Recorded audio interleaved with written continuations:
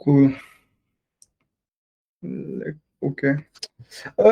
Guys, can you let me know whether this screen is coming like weirdly or it's fine? I have just want to like otherwise I'll just directly share from my laptop. My monitor might come super weirdly in your thing. Is this like too bad or is this fine? Can you I just share think the it's fine. PDF that we can? Sorry. Can you just share the PDF Oh because yeah. it is a bit wider for. Okay. Okay. Let me. No. No. I'll otherwise do it from this. But what about this? Can you see the PDF now? Yeah, it's fine. Uh, Let me know. I can change it to the normal thing as well. Uh, No, it is. I think okay. okay, fine. Fine. Let's move ahead then, guys. Shubhankit, just zoom a bit, Okay. like What the view I is. think, yeah, what I'll do is I'll just go back to the normal one. I think it'll be easier in anyways. I was thinking like one of the major problems why I don't end up using monitors is because I can't present my screen. Let me try sharing. Hmm.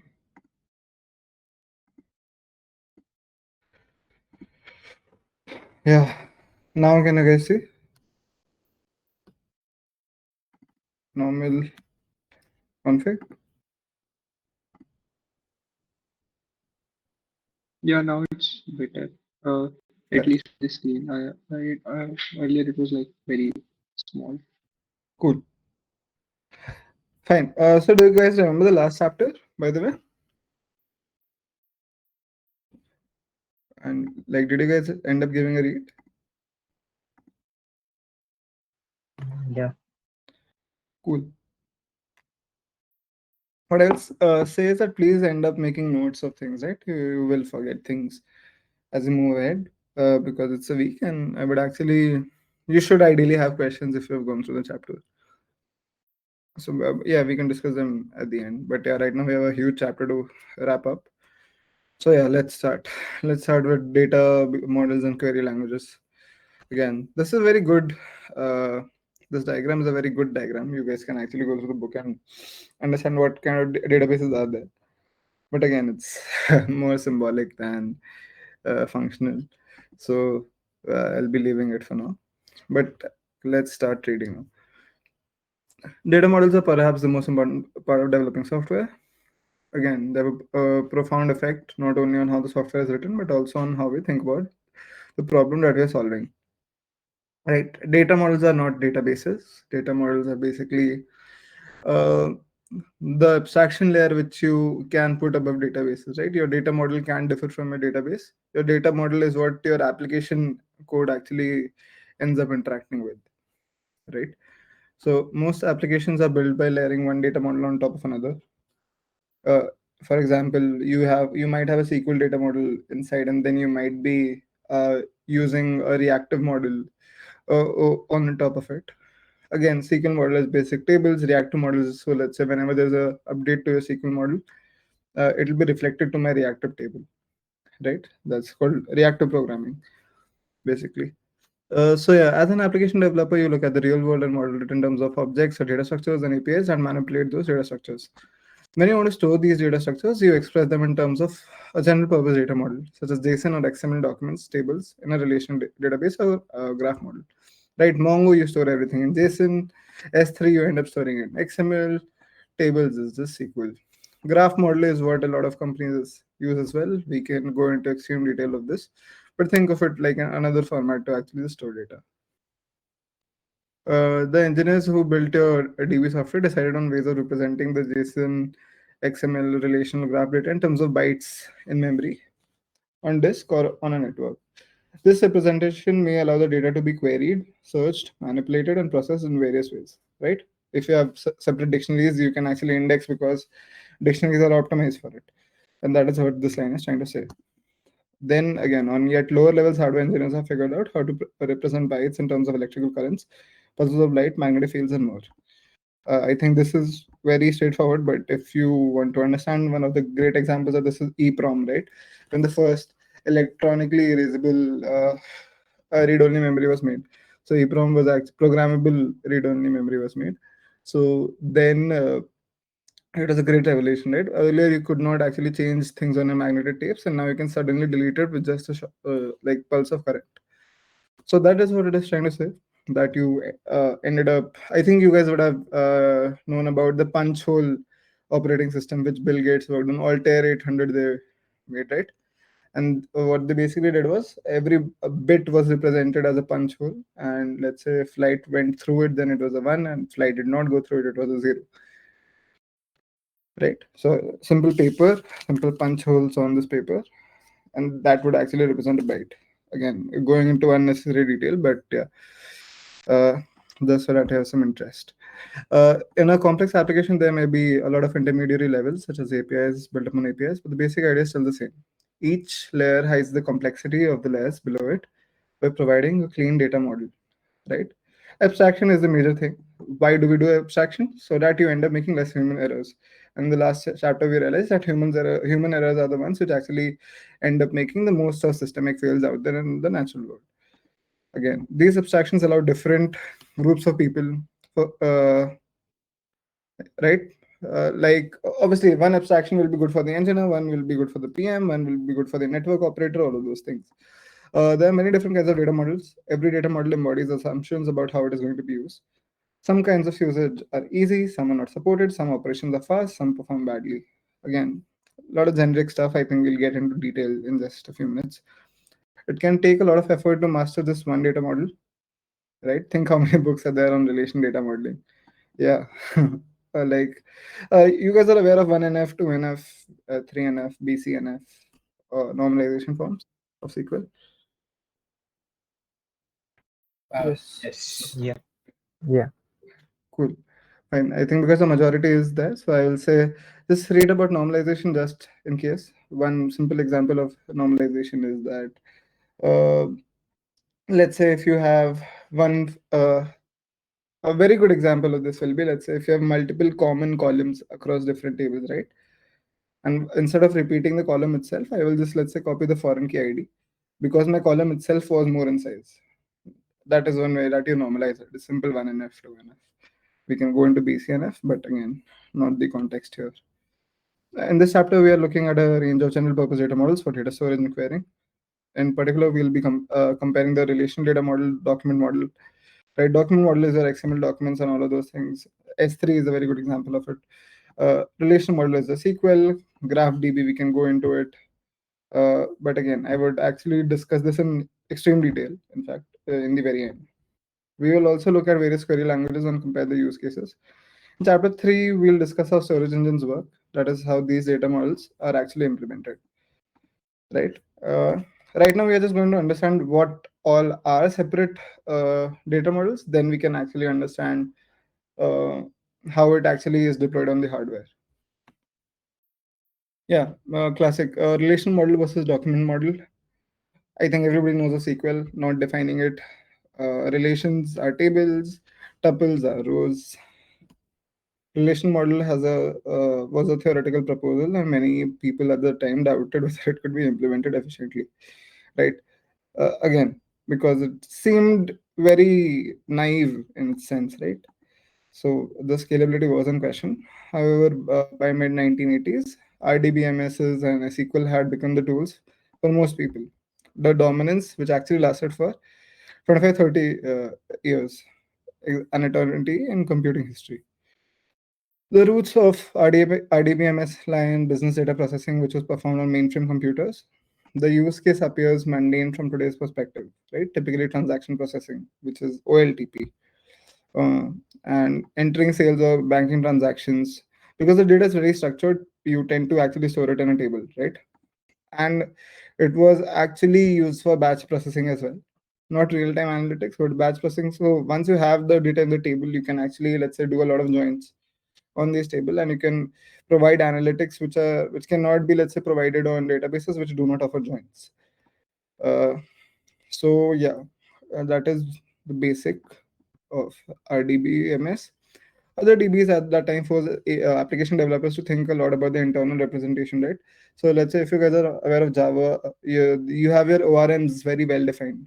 If you guys do not know what an ORM is, it is object relation mapping. So you can define libraries. Let's say Hibernate is a very good example of it.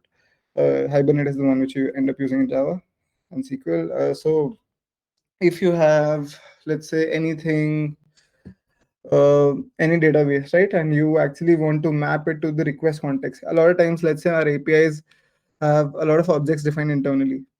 So what you basically do in Java is you have separate frameworks like Spring or Drop Wizard. So if I end up using any of the framework and I define it, let's say at relation or at Hibernate, so what it'll try to do is it'll ask me the table name, and then it'll make sure the data types of my object in the code. So let's say int, I have a object, let's say um, class human, right, and it has int age, int gender, int something else, right? And I will make sure that my let's say data types in my this SQL table are exactly the same as my data types in the object I'm trying to create. So that mapping is there, and that is why it is called object, which is your application object relation, which is a SQL table, and ORM, object relation mapping. That is how most of the SQL DBs are actually implemented in application code right now. Over the years, there have been very competing approaches to data storage and querying. In 1970s and early 80s, network model and hierarchical model were the main alternatives, but the RDBMS came to dominate them.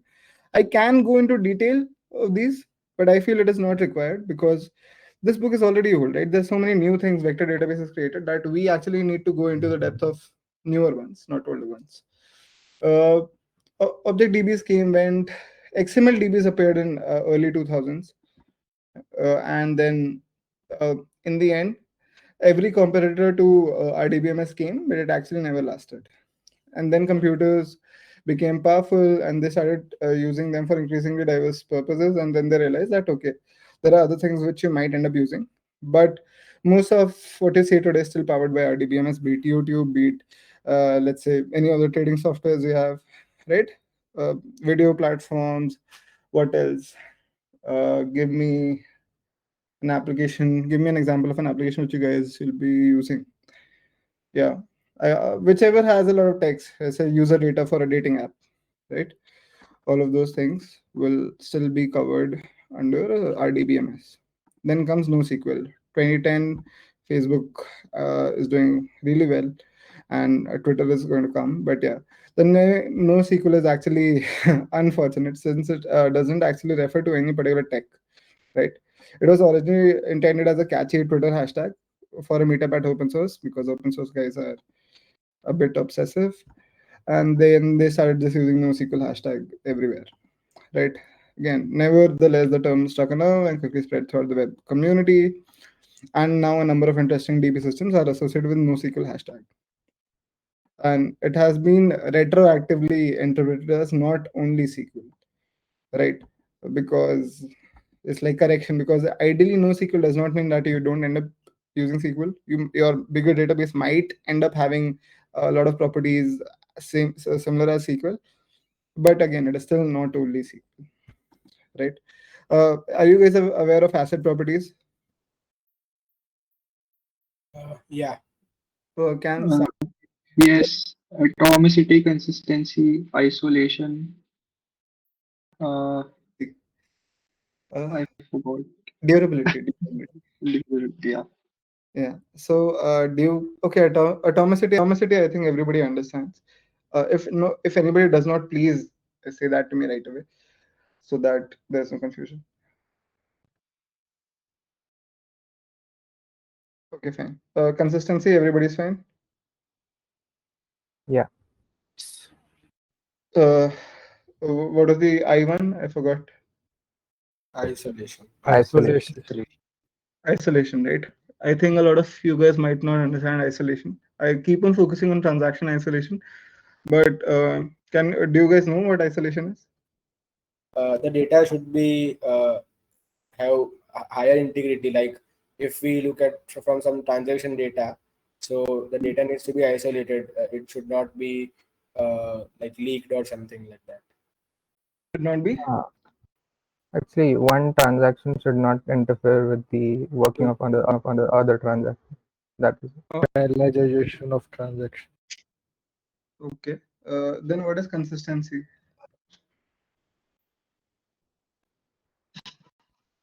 Keeping the overall data to like the overall data should be matched, that if there is any transaction happen between one data frame or the one schema, it won't like it if occurs anything change on the second schema, then the whole end point should be the same.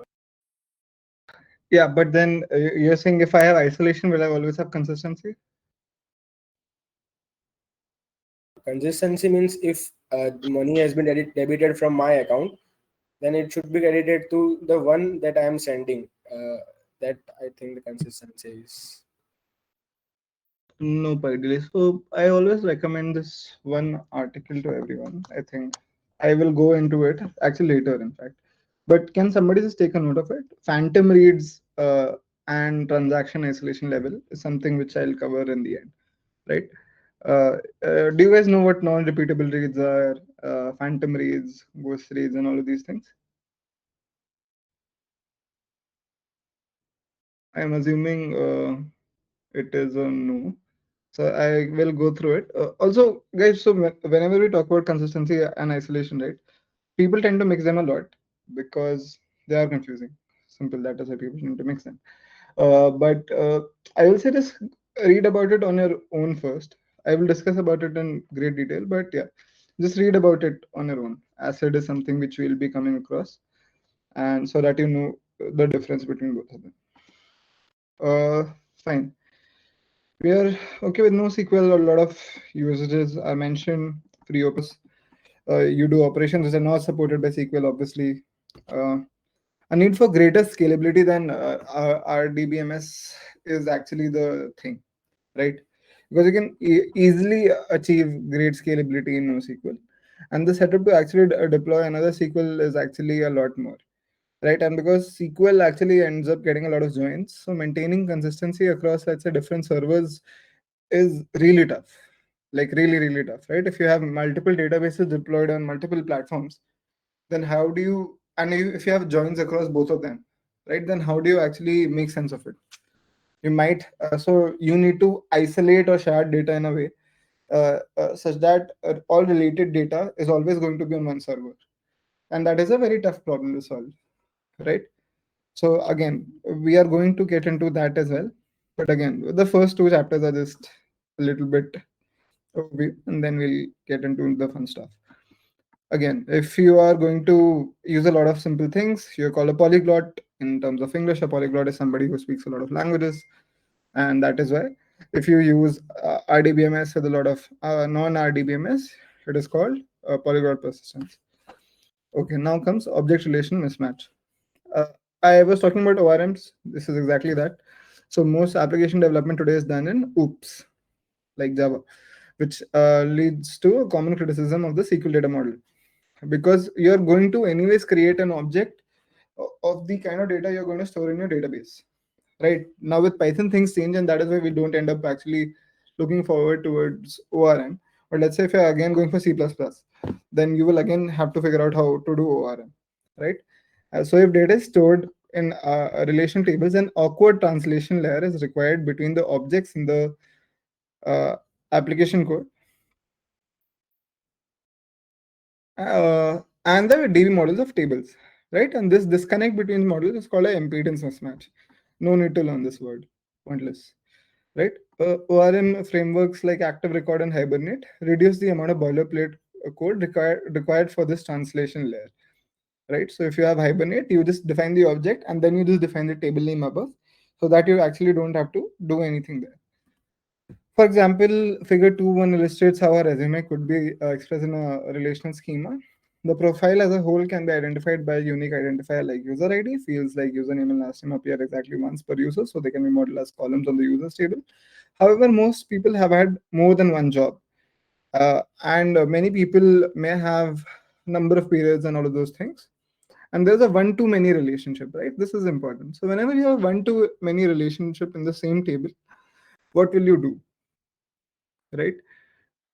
In the traditional SQL models, the most common normalized representation is to put positions, education, and contact information in separate tables with a foreign key reference to the user's table. Correct? Just 1 second,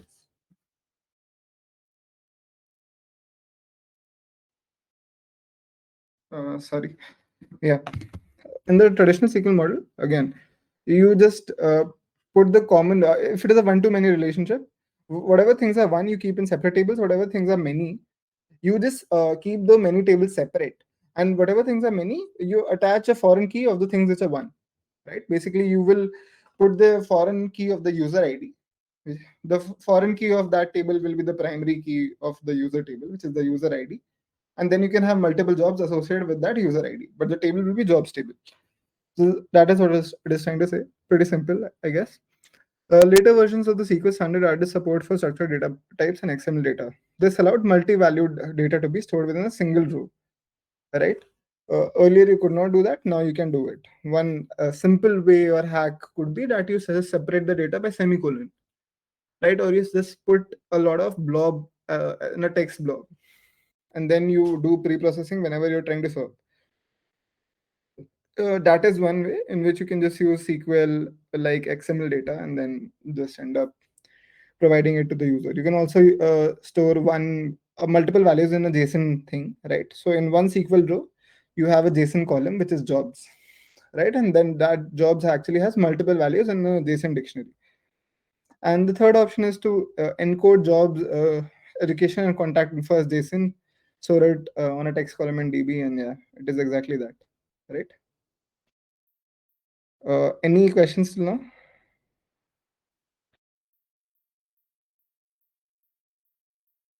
So what's the difference between second and third can be a very good question. So third, you cannot index between, let's say, the values inside the JSON, right? So if I put something in the text, I cannot actually query inside the text part, right? I cannot index on it. And that is why I cannot do an efficient search on it.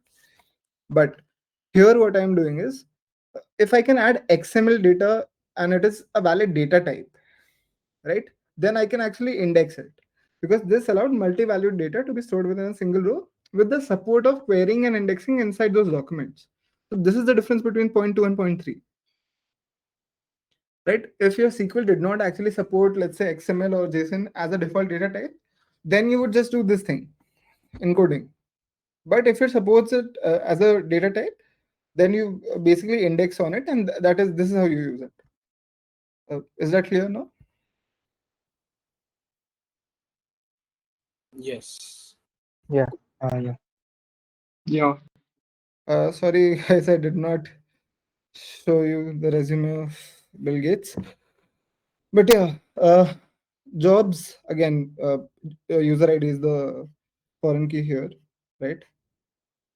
And again, this user ID will be here because it is the one thing and these are many things. And in every many table will have that one table as foreign key. I think pretty straightforward. You guys have worked with SQL, so I'm skimming a little bit. But you can let me know if you want me to go slow, I'll go slow. For a data structure like a resume, which is a self-contained document, a JSON representation can be quite appropriate. JSON has the appeal of being much simpler than XML. Yeah, first thing, XML is actually very irritating to write. And document-oriented DBs like MongoDB, RethinkDB, CouchDB, a lot of Amazon also has a lot of DBs there, right? They are great for this data model. Some developers feel that JSON model reduces the impedance mismatch between the application code and storage layer, right? However, as we shall see in chapter 4, there are problems with JSON as a data encoding format. Again, we can get into this. I think most of modern internet does not agree with it because we are okay to take a hit on the reliability. But ideally, earlier it was not at all so because people were not okay with showing wrong information. You would have seen in the past few years the number of errors actually have increased, and that is one of the major problems with Python and using JSON as a data encoding format. The lack of a schema is often cited as an advantage, right? and we will discuss this in like few pages later, but sometimes it is not, by the way. So JSON representation is great. Why? Because it has great locality than multi-table schema, right? So two schemas, guys. The first guy is just basically maintaining a lot of a user table, a jobs table, and let's say an education table, right?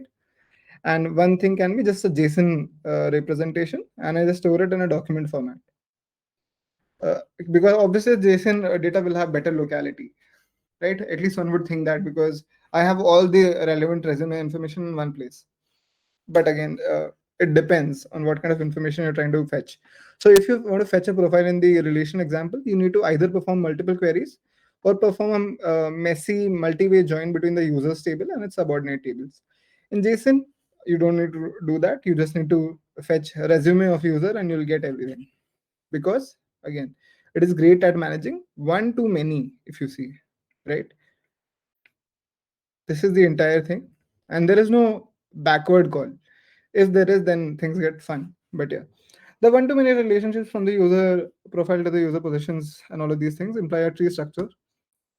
And JSON makes it explicit, right? Because let's say if you have to represent education one and education two, there will again be a dictionary within this dictionary, right?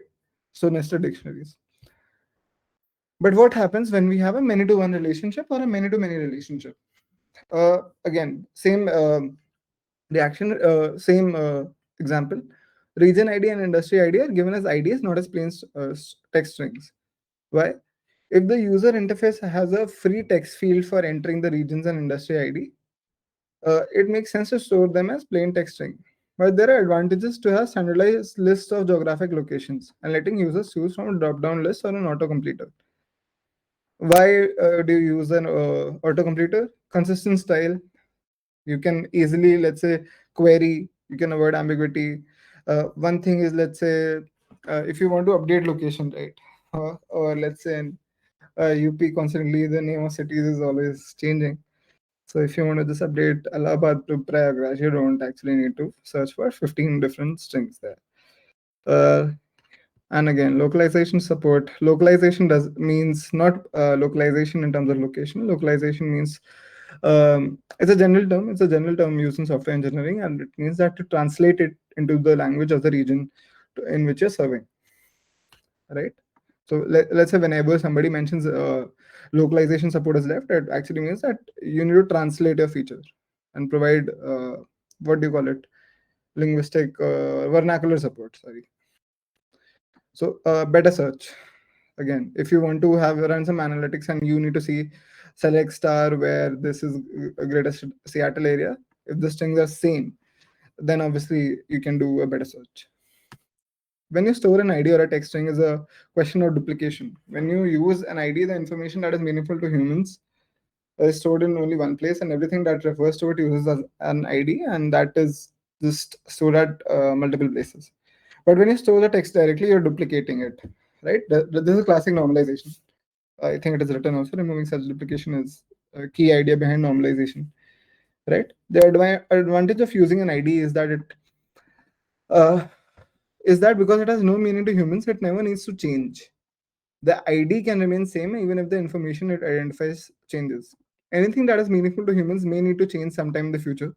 That is a very good way to think about it, right? If it is meaningful to us, it is going to change. We do not need to make redundant copies of it. And again, if you have to change redundant copies, it will include a lot of write overheads and risk inconsistencies. And removing it is key idea behind normalization. Hmm. DB admins and devs love to argue about normalization and denormalization, but we will suspend judgment for now. In part 3 of book, we will return to this topic and explore ways of dealing with caching, denormalization, and derived data.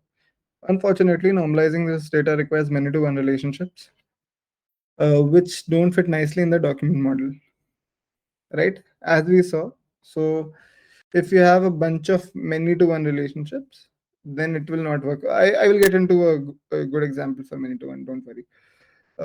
In document DBs, joins are not needed for one-to-many tree structure, right? This we anyways saw.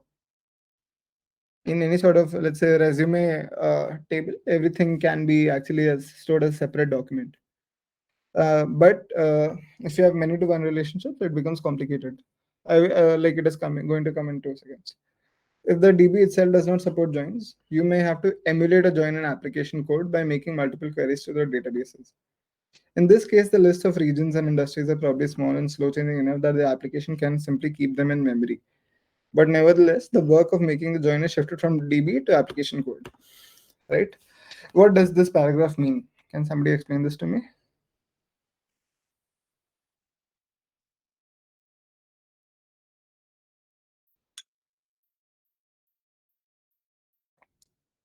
Are you guys alive?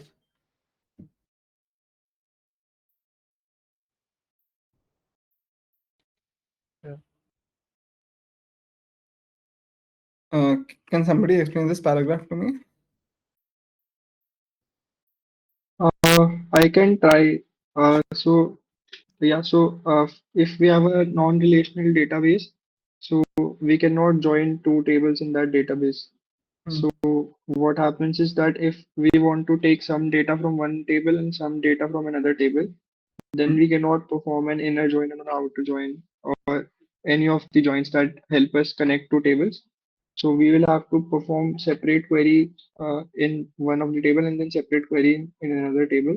And then whatever results we receive from them, we have to check if they have some connection or not with a separate Okay, but code. can you explain that in reference to the example we were discussing? So let's say the resume, right? Which example makes sense here? Like I've already discussed that, but you have a resume. Then what? Which join do I need to emulate in the application code? Think about it.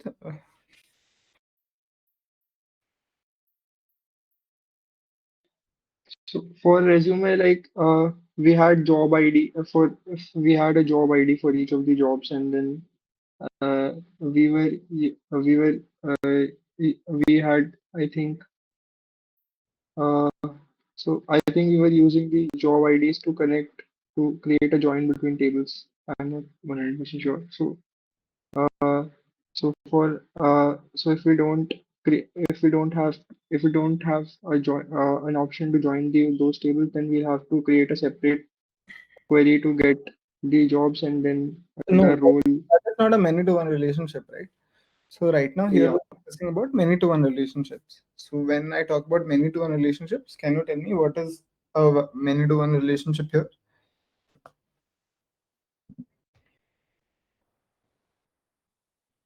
I'm not sure. Okay. Anybody else?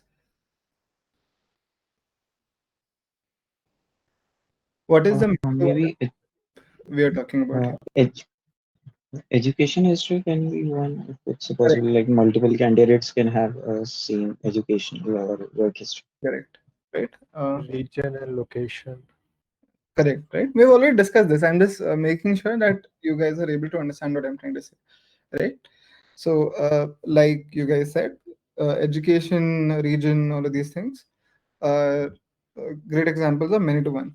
Why do we require a join? As you defined described it earlier. Here, if I have multiple resume documents, right? I don't want to redundantly write the education in each of those resumes, right? For that, what I'll do is I'll actually define just the education ID or like school ID, right? And I have defined all the schools for it. And there I will require a join between all the school ID and the actual school itself. And that will be done by emulating a join in application, right? Because normalizing, you will only go for normalization if you have many to one. But if your DB itself does not support joins, which is the case if you are going for a JSON or document DB, you will end up just emulating that join by that. So how will you do that? You will first fetch a resume, right? And then after fetching resume, you will have ID from resume. Then you'll call another, let's say API or DB call to fetch that thing, which is the actual school from the school ID. Yeah. So again, it's not like the joins vanish, right? You will need to make the joins, but the work of making join is shifted from DB to application code. Moreover, even if the initial version of an application fits well in a join-free document model, data has tendency of becoming more interconnected as features are added to applications, right? So just think about it, right? If your data is obviously going to have joins and more joins, is it better to actually do it using APIs and separate database calls, or is it better to do it in the database itself, right? So obviously it is going to be better in most cases, in majority of cases, to be doing it in the database itself. Otherwise, I will actually need to have a separate DB connection every single time. Even if I end up using the same DB connection, I'll at least need to make a call to the DB, which will just increase my read to writes ratio, right? Which is going to increase the load of the database itself. So if you realize that your database is going to be interconnected, until unless, let's say, you're serving something like profile pics, that is never going to be interconnected. You are always going to be requiring like some sort of join mechanism, and which is most likely SQL or any other RDBMS. Organizations and schools as entities. In the previous description, organization are just strings. Perhaps they should be references to entities instead. Then each organization's school or university can actually have its own web page with logo newsfeed. Each resume could link to the organization and schools that it mentions and include their logos and other information. For example, from LinkedIn, right? It is just talking about other things we can add, right? So what it is trying to say is that if we have a tendency of data actually becoming more interconnected, this is how actually it can become more interconnected. Nothing else. A recommendation, say again, you want to add a new feature, one user can write a recommendation for another user. The recommendation is shown on the resume of the user who was recommended, together with the name and photo of the user making the recommendation. So that way, let's say my resume will have the user ID of the recommender, right? And that way you have created an external explicit join. Like that is one way you can think of that, okay, my join can actually appear, and using a NoSQL database is not the best choice. Cool. Again, here you go to Microsoft, all of these things open up, right? So there is a link between my resume table and my Microsoft table, another join. So it is just saying that. Figure 2.4 illustrates how the new features requires many-to-many relationships. The data within each dotted triangle can be grouped into one document with the references to organization, schools, and other users. Yeah. So Microsoft is many-to-one, education is many-to-one, right? Many-to-many is recommendations, right? One user can have multiple recommendations, and that user can recommend multiple people. Yeah, Vyom. Yeah, so you told that instead of API, if we query the data or we connect the data internally in the database, that would be more efficient. So if in case of LinkedIn, we might see that there are external links to the, like here in case Microsoft links are there. So for that, don't we like we can have APIs? No, it would be more efficient. Uh, no, so it depends, right? When you say we can have APIs, so what does it mean here? So if you're going to store this information and then we are going to call another API, it depends. So I can just store the URL in my database, right? And then the URL can be just consumed by the application code. And then we can just, let's say, render this. All your application truly required was the URL, right? Okay. So there it'll be better. But let's say if you have images and all of these things, again, you can do it internally as well. There is nothing bad there. If you have a join there and then you fetch it explicitly, nothing wrong, in fact. But it depends from use case to use case. You are right here. Let's say if my object which I am trying to have a connection with, right, that is extremely huge, then I would go for an API call, right? But if it is a very small object, I'll tend to go for a SQL one. Okay. Yeah. All right. Cool.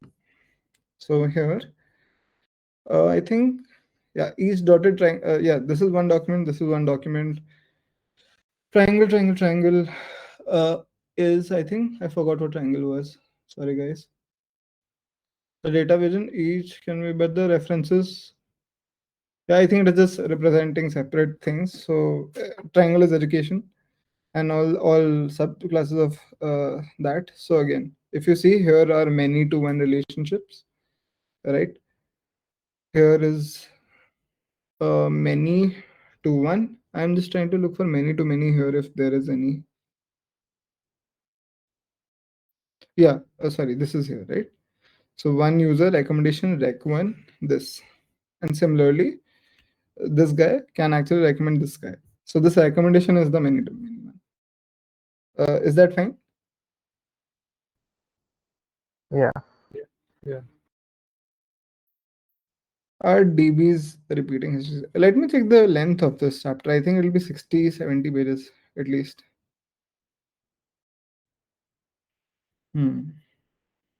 Not bad. Fine. We can do it.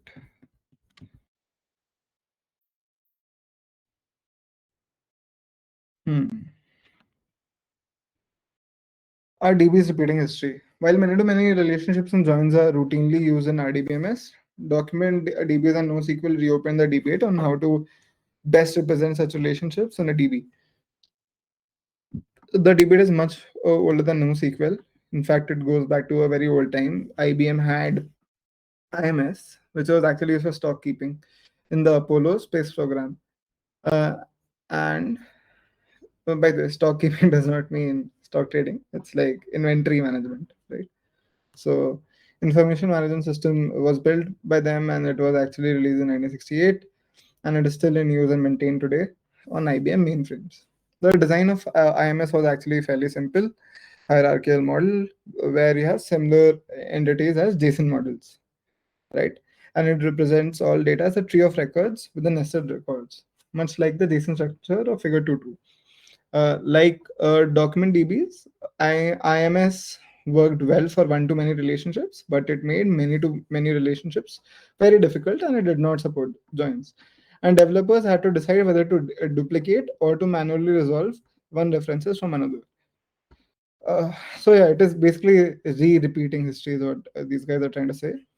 So there were various solutions for it. One was the RDBMS part, another one was the network model. A network model I'm not going to get into. You guys can read into it on your own time and actually let me know, right? Do you guys want me to? Okay, fine. I'll describe it in a hurry. Network model standardized by a committee, Codacil, implemented by various DB vendors, Codacil model. That's why it is called that. Codacil model was a generalization of a hierarchy model. In tree structure of hierarchy model, every record actually had one parent. In the network model, a record could have multiple parents, right? Was the entire many to one or many to many relationship problem. If you can have multiple parents, then you'll be good to go. For example, there could be one record for greater Seattle region, and every user who lived in that region could be linked to it. This allowed many to many and many to one relationships. Sorry. The link between records in the network model were not foreign keys, but more like pointers in a programming language, right? Just think of linked lists, multiple linked lists. So the only way of accessing a record was to follow a path from a root record along these chains of links. This is called an access path. Exactly, it mentions that it's like a linked list. But in a world of many to many relationships, several different paths can lead to the same record. The programmer working with network model had to keep a path of it, right? You might be entering an infinite loop and you're just trying to, let's say, see, okay, what are the five parents of it, right? Or let's say five child entities of it, and you might end up in an infinite loop. That is a possible bug which they could have come up with. A query in Codicil was actually performed by moving a cursor through DB by iterating over a list of records and following access paths. If a record had multiple parents, the application code had to keep track of all the various relationships. Even Codicil committee members admitted that this was like navigating around an n-dimensional data space. Although manual access path selection was able to make the most efficient use of the very limited hardware capabilities in the 1970s, the problem was that they made the code for querying and updating the DB complicated and inflexible, right? See, in the end, if you have implemented a database and it has good enough abstractions, you'll end up using it, right? But the problem was that was just so hard to use that they actually ended up chucking it. So with both the hierarchical and network model, if you didn't have a path to the data you wanted, you were in a difficult situation. You could change the access paths, but then you had to go through a lot of handwritten DB query code and rewrite it to handle new access paths.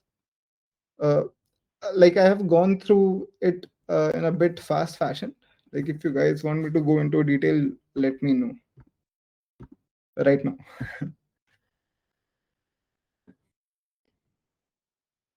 Yeah, it's okay. We cover it by ourselves. Cool. Uh, yeah, it's pretty straightforward, Sandeep, right? So they just basically added the location part and they allowed one node to have multiple parents. So what happened was you could end up uh, go from one parent to the child to another parent, right? And that was actually a path which was not possible before. Okay. Yeah, then comes the relational model. The relational model did by contrast was to lay out all the data in the open. A relation, simply collection of rows or tuples. A relation is called a table. There is no complicated path here. You can read all or any rows, right? And you can also filter them using a condition, right? This is not possible in any of the older models because you could only access things as access path similar to BFS. Access path is a path, BFS is a searching approach. So uh, you if I had to search using access paths, it depends on what I'm trying to search, right? So if I'm trying to, let's say, do analytics and I want to see what are the different kind of users who study in the school, it might be like BFS. But if I'm trying to see that, let's say, is there any school which actually has this guy as student, then it will be DFS, right? So again, it's a graph. You can perform it in a way that it can be a DFS or a BFS. Is that clear, Vinod? Cool. Yes, yes. Okay, cool. What the relation model did by contrast, I think I've read this. You can read all tables, and the best part is you can filter them, right? And you can insert any new row using foreign key relationships. And RDBMS, the query optimizer, automatically decides which parts of the query to execute in which order, right? This is actually something which you don't know about. So if you end up reading, let's say, uh, the query optimizers and the index engines, I think Antelope is the one which is used in MySQL. But let's say for Postgres, right? You guys can actually read query optimizers and the kind of index engines which you use, and we can actually change and configure them inside the actual database so that it indexes in a better way sometimes, or indexes in a way of our choice. So those things are possible. Like that is why RDBMS is amazing, right? These classes are effectively the access path, but the big difference is that they are made automatically, right? If you're trying to optimize the query, you are basically trying to say that, okay, this is the kind of topological ordering I require for things to run in a smooth way. And that is why it is kind of like the access path. But again, you don't have to think about it. The optimizer itself will do, or the index engine itself will do. Yeah, they're done by the optimizer, not by the dev, so we really need to think about them. If you want to query your data in new ways, you can just declare a new index, and your queries will automatically use whichever indices are more appropriate. You don't need to change your queries to take advantage of a new index, right? So let's say if I had that select star from relational database, uh, or relational database table where age is something, right? So if I want to index on age, obviously so why do you index, right? A question for all of you guys: why do you even index?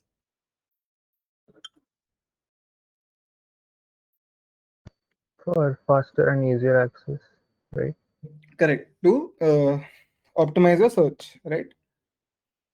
So that is why you'll use indexing. So same thing here. If I want faster search, I will try to take advantage of a new index. I can define the index for a table, right?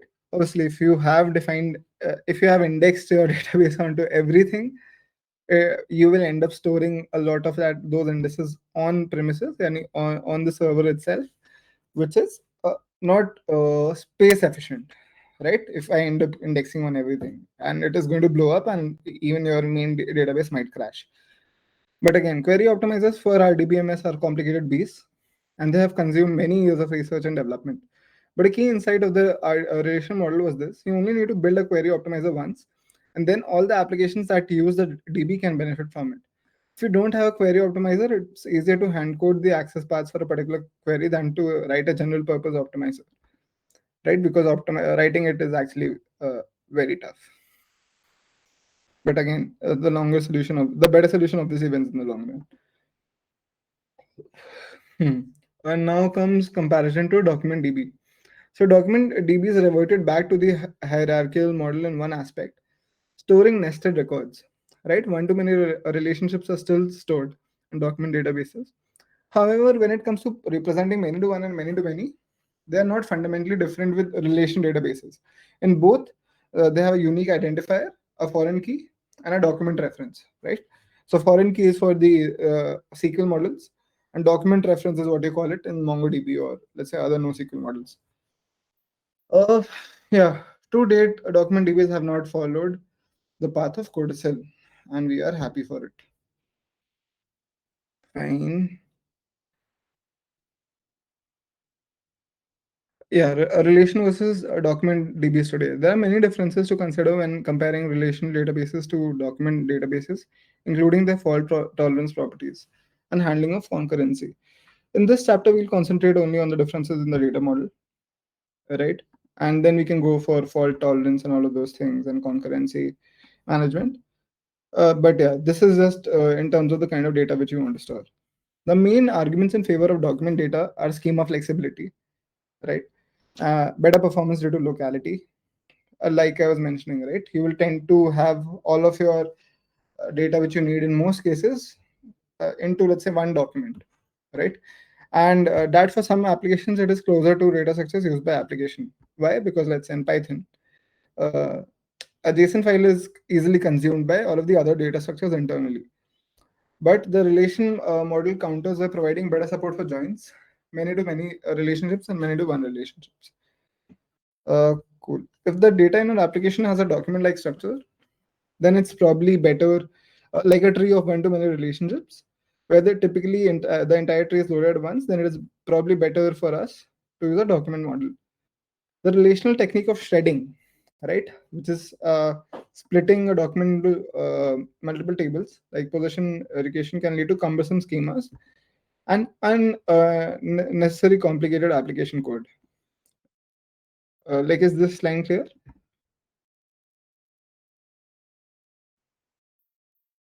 Yeah. Good. The document model has limitations, obviously. For example, you cannot refer directly to a nested item within a document, but instead you need to say something like second item in the list of positions for user 251, right? Much like an access path.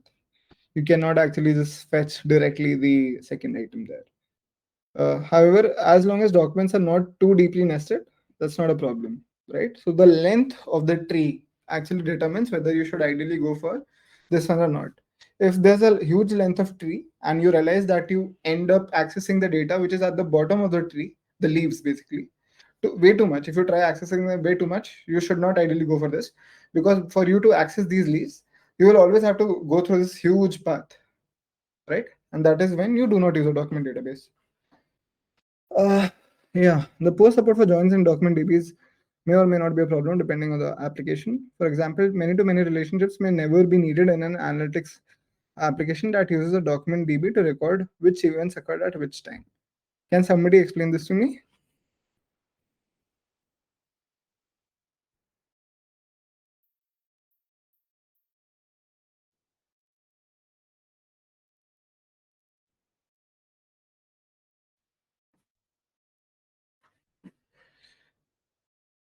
Guys, can somebody explain this?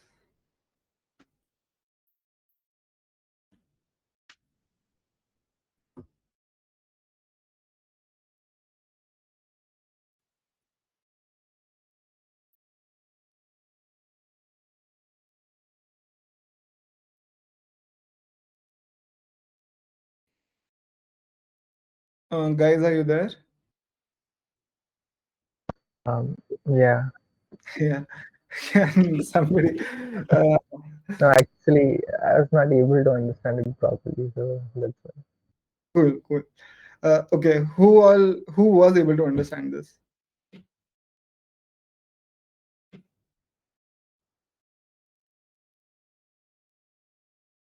I'm assuming no one. So if you have multiple many-to-many relationships, right? And if you have an analytics application, which basically records which events occurred at which time, right? So every timestamp, let's say, can have multiple events, right? And let's say those events can recur at multiple times. But again, so let's say if I have many to many relationships, it might not never be needed because my events are different, right? So per timestamp, I can see, let's say I have, let's say, one stop loss order, one this order, one that order, and for every event I have them, right? And my orders or my events are actually not related. If they're related, then I can say that it is a many to many relationship. But will I ever require it? No, right? Because I am just looking the number of orders which are coming at one timestamp, and that is it. After getting the one timestamp orders, I can actually collate them together. But it depends on the analytical platform, what kind of queries we are trying to use, right? Let me actually show glossary to you here if I can. I want to show this to you. Hmm.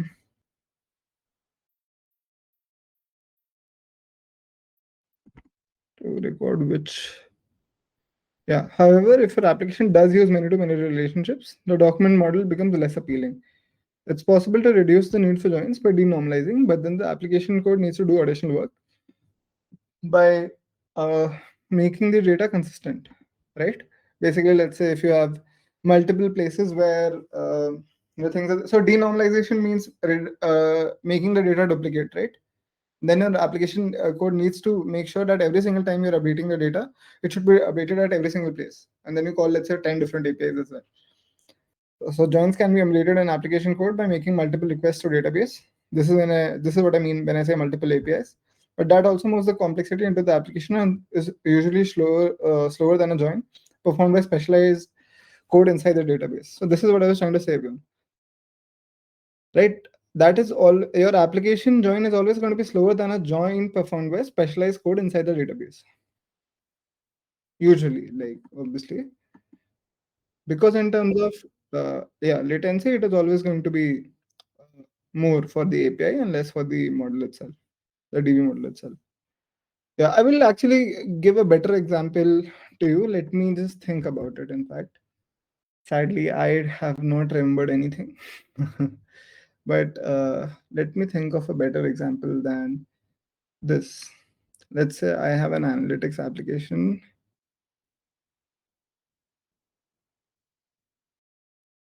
Which events occurred at which time?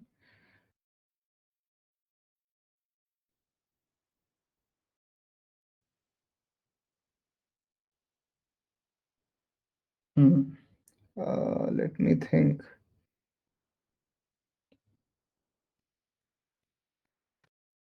Yeah, I think a better example this sorry, I was actually wrong here. So let's say when I say one timestamp, we are looking multiple orders, but you will try to look at the order which comes at multiple timestamps. In fact, that is a better, more intuitive model. Or because let's say if you have any sort of buy event which is coming, it will, let's say, come at multiple things, and you have a sell event that will also come at multiple timestamps, right? Max to max, the number of joins which will be reversed, right? For one timestamp, you will only have two kind of orders. Either it will be a buy or it will be a sell, correct? But let's say your buy or sell can be there at multiple timestamps. Uh, does that make sense? Yeah. So are you saying that every time for each timestamp it will be creating a document, or will it be a child for that document? No, I'm saying I can actually, let's say, after my strategy is run, I can say I can keep all the timestamps in a single dictionary in a document. When if I had to define the orders, right, which were executed for this particular strategy, and it is running in an analytics application, right? To calculate the PNL, for example, right? PNL is very good for analytics application. So if I had to calculate the PNL, what I'll try to do is I'll try to see how many buy I had, how many sell I had, right? I'll have timestamp and properties for each. So buy multiple values, sell multiple values, right? So there is no many to many relationship here, only one to many. Got it. Yeah. And then you can do PNL there. You mean like you have to group out the whole time frame, like you can group on the basis of the time frame of the data. Uh, can you just repeat it, Sandeep? Your voice is breaking actually a little bit. Is that right now?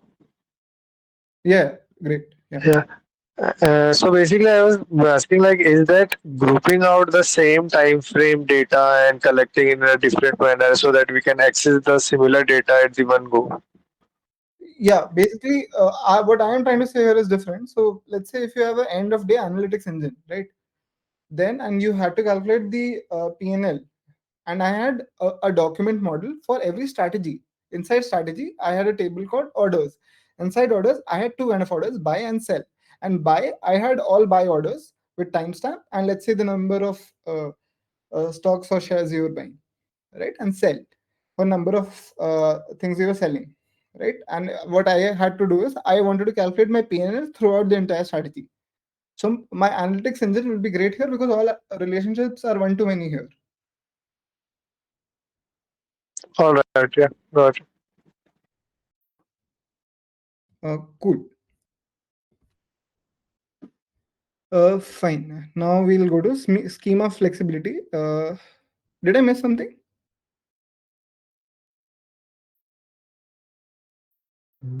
Yeah, I think graph-like model. Okay. Yeah, it's not possible to say in general which data model leads to simpler application code, obviously. It depends on the kind of relationships between data items. For highly interconnected data, you use a graph model. We are going to go into it. I think the most important part of this chapter is map reduce. That is the most important part, I think, in the book, I'll say. So yeah, let's go for map reduce and then a lot of things will be cleared. So most document DBS and JSON support in RDBS do not enforce any schema on the data in the documents. Uh,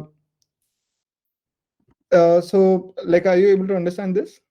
So it is trying to say your relation databases has that JSON data type or XML data type, right? And inside those data types, it does not enforce any schema. It does not say your dictionary should be of a particular format. You can actually just put anything inside. No schema means that arbitrary keys and values can be added to a document. And when reading, clients have no guarantee as to what fields their documents may contain. Right? This is a complicated thing. Right? If you do not have a guarantee that it will definitely have these fields, and let's say I can always populate it with an empty dictionary, then a little bit of my consistency is gone. Right? So document DBs are sometimes called schemaless, but that is misleading as the code that reads the data usually assumes some kind of structure. There is an implicit schema, but it is not enforced by the DB. A more accurate term is schema on read, right? The structure of data is implicit and only interpreted when the data is read. A very good example of this is, let's say when you try to read a particular value, you can say it is non-null, right? And that is enforced in the application code and not enforced in the actual database. In contrast, is schema on write, which is the traditional approach of relational DBs, where the schema is explicit and database ensures all written data. Data ensures all written data conforms to it. Schema on read is similar to dynamic type. Are you guys aware of type checking? Dynamic equivalence, structural equivalence. Yeah.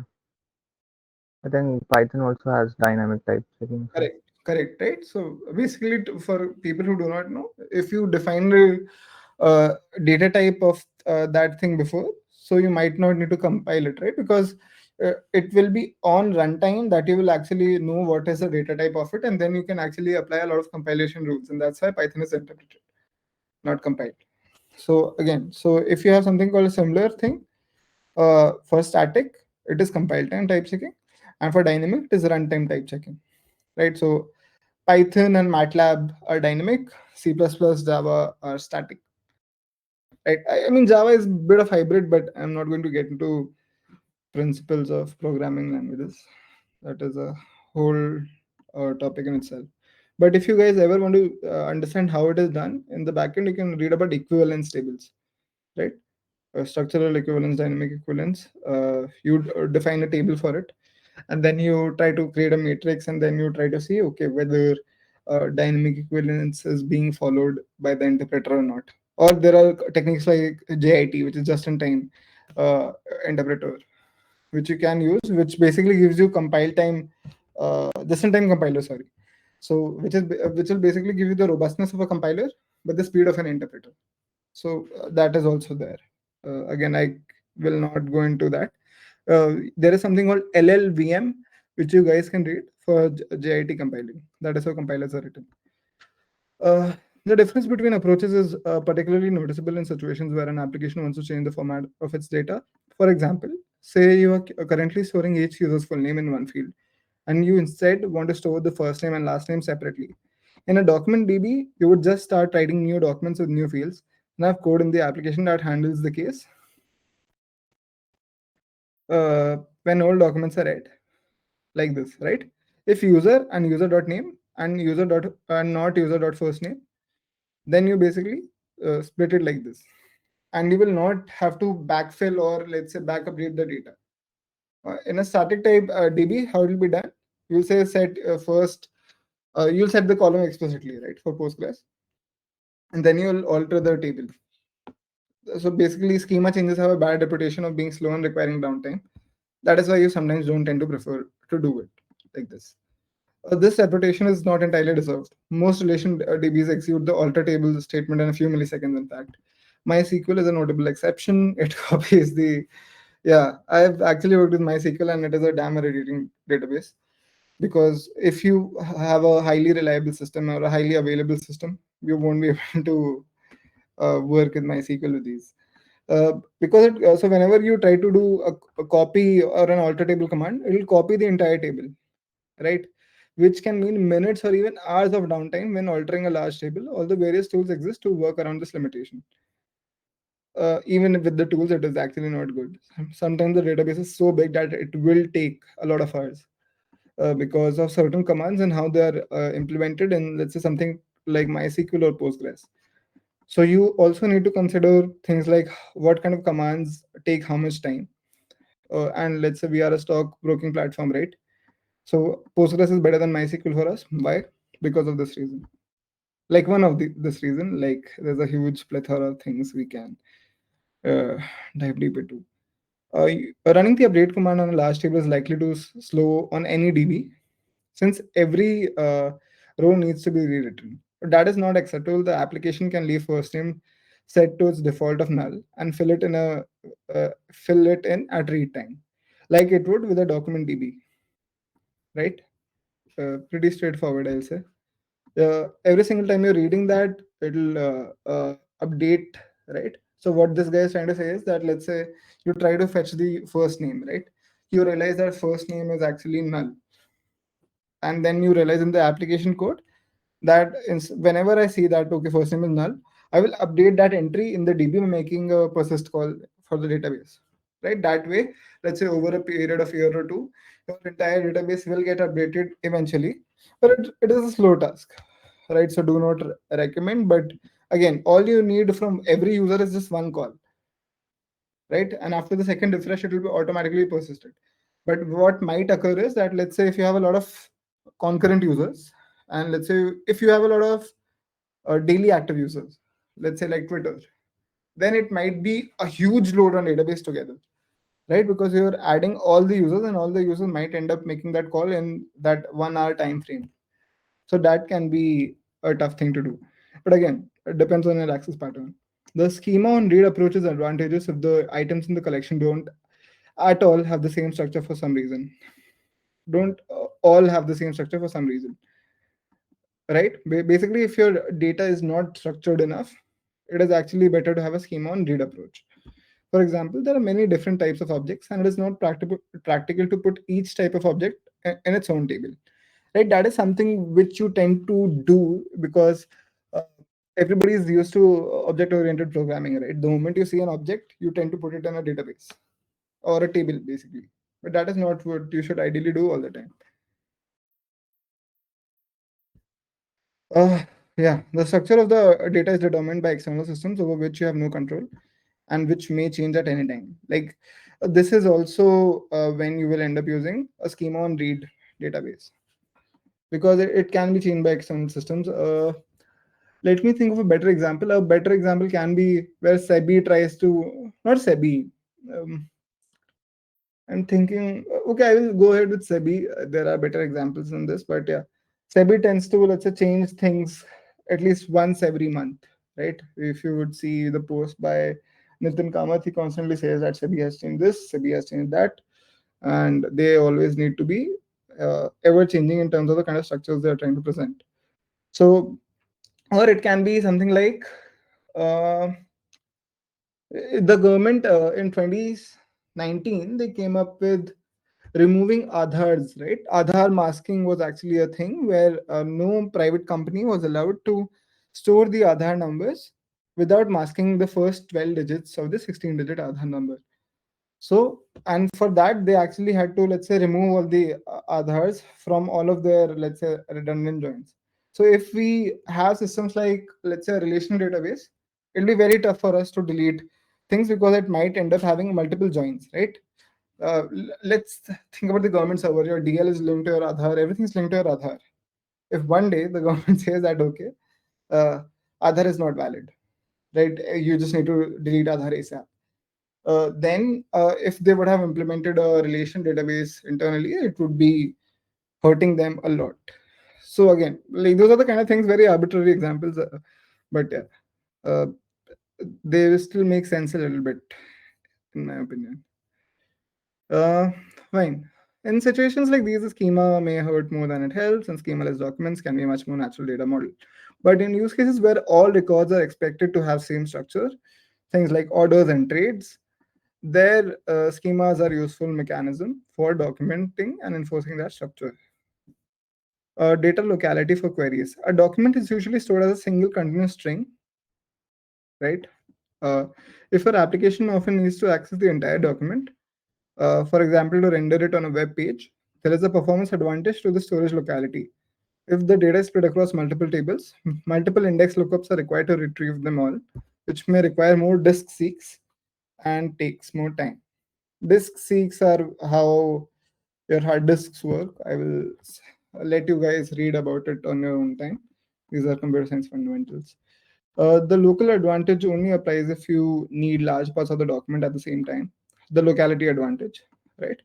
But the DB typically needs to load the entire document, even if you only access a small portion of it, which can be wasteful on large documents, right? If I just want to, let's say, fetch the profile photo, what's the point of me actually fetching the entire resume, right? It just does not make sense. So and on updates to a document, the entire document usually needs to be rewritten. Only modifications that don't change the encoded size of a document can easily be performed in place, right? So basically, if you have any update to a document, you will actually need to write the entire document again instead of, let's say, things which will not actually change the size, right? And then you can just do in place replacement. These are all hardware things. You can read about it, but I'll say you can skip it for now. For these reasons, it is generally recommended that you keep documents fairly small and avoid writes that increase the size of a document, right? So if your document is going to, let's say, get its size increased, everything on the hardware will change. The kind of way it is actually allocating memory will change. Why? So same thing, right? Your data is stored as chunks. Your entire document, it is saying locality, right? So all of those document, your uh, non-relation database will try to store it together on the hard disk. So if you end up basically increasing the size, your same document cannot be fitted into that chunk, right? And that is why it needs to be fitted at some other chunk later on, which will make me to go to another disk and it will another disk space, which will basically increase the disk seek. Uh, is that clear?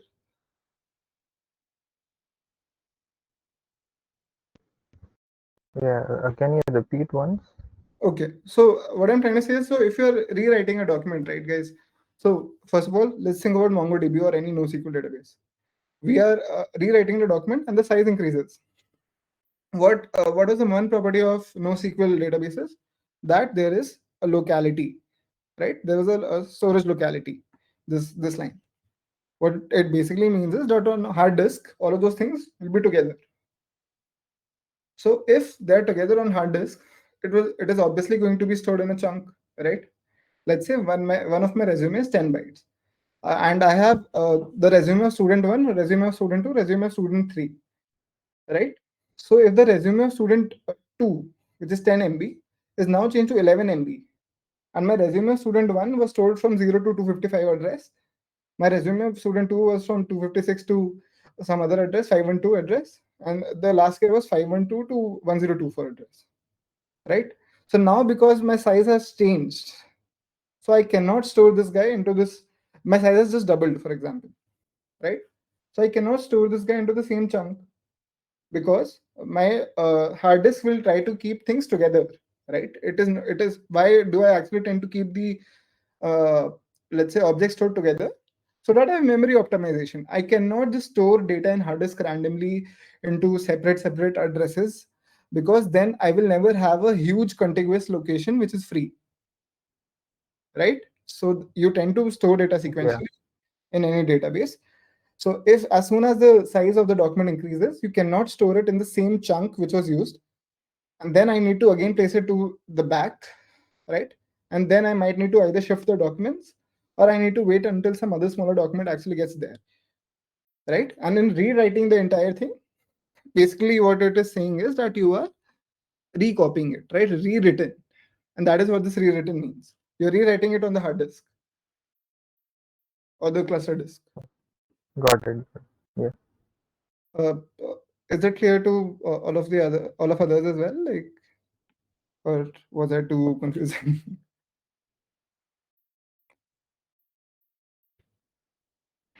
Cool. Yes, it's clear. Cool. Sandeep, Utkarsh.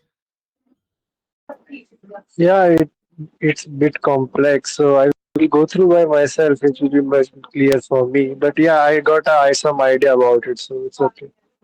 No. So you can tell me. In fact, it was actually better. See, the point is not to finish a chapter, right? The point is so that I am reading this with you, because I for not for myself. I've already done that. Uh, so let's say you guys can see my screen. Oh, okay, you might not. I am actually displaying things on my this. I am drawing a diagram for you. Just give me 1 second, okay?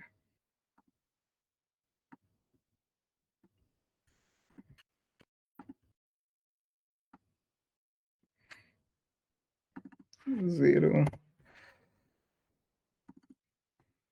256. I want to. Sorry, my monitor setup is very complicated for everyone, I guess. Let me.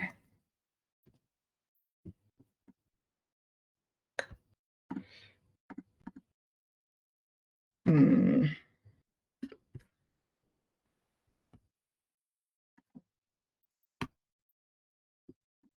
Yeah. Can you guys see my screen? Yeah. Yeah. Yeah. Fine. Document 1, document 2, document 3, right? And the remaining space is the rest of hard disk. So is that part clear, that you will try to store all data sequentially on hard disk? Does that make sense to you guys? Sandeep, you can tell me, Yeah. right? Why do I store sequentially? So that I can maximize my disk utilization. Because otherwise I will just have patches. So let's say if I have things like a database here, right? Sorry, yeah, something like this, and I have document 4 in this one. Then this guy will be empty, and there might be no document here, which is this small, right? And let's say if I had to, uh, there are multiple disks. I will make a disk cluster. Sorry for my bad writing. Disk 1, 2, 3, right? And if let's say another document comes which was of size which is greater than this, right? I won't be able to store it. because this space is not utilized, because it was waiting for a shorter document, but it never came. And then I actually had to send this document to this guy, right? So that is why I tend to store them sequentially, because there's a lot of unutilized space. So now what I'm Okay. so now what I'm trying to say is you have document 2, right? Earlier the size was 256, right? 512 minus 256 is the size. If I increase the size, if I edit it and I increase this size to, let's say, 1024, then what happens? I cannot store this guy on this disk anymore, right? I need to shift it to the very end, and then this guy will become empty, right? Because everything after 5 and 2 already had document 3. I cannot just override document 3, right? Is that clear?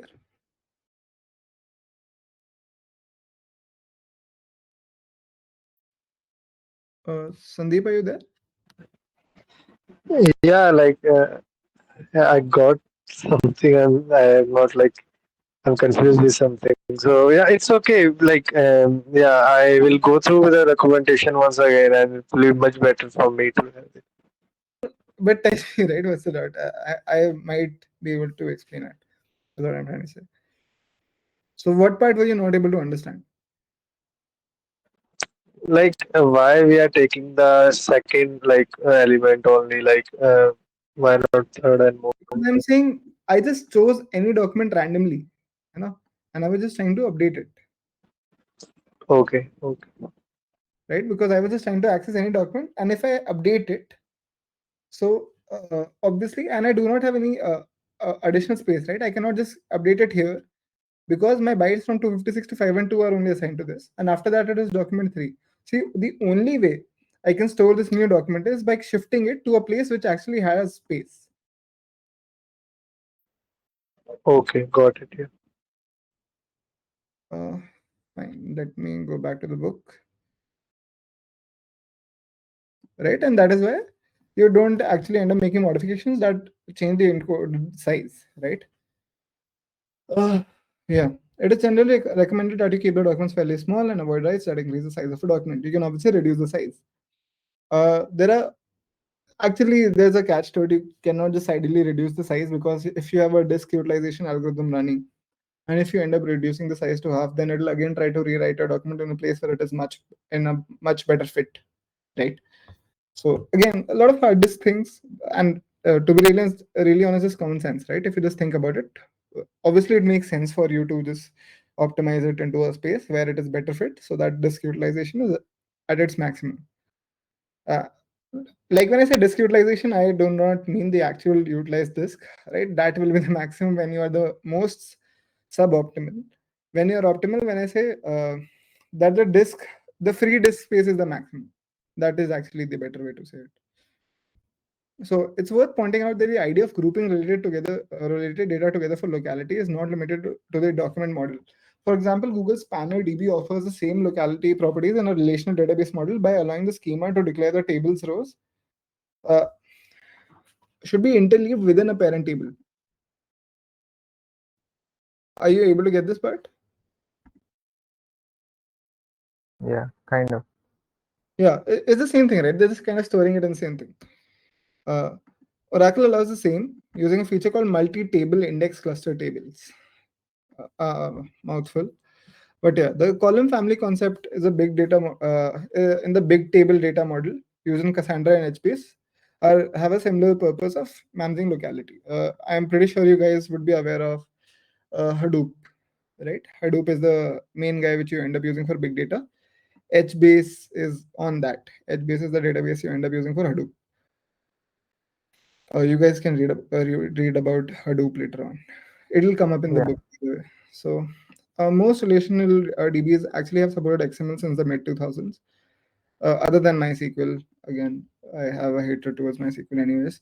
This includes functions to make local modifications to XML documents and the ability to index and query inside XML documents. This we have already discussed, which allows applications to use data models very similar to what they would when using a document database. Basically, you have a SQL table. SQL table has a column whose data type is XML. Inside that XML, you can again search directly by writing the SQL query.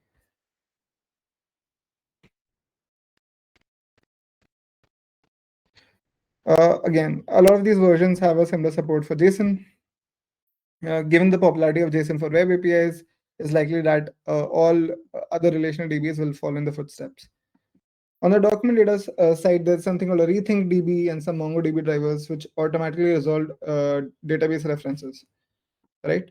Effectively performing a client-side join, although it is likely to be slower than a join performed inside the database. But it is still a driver, right? So let's say if you have a library called Mongo driver, instead of you actually making the explicit join in the application code, the static library will be doing that in your application code.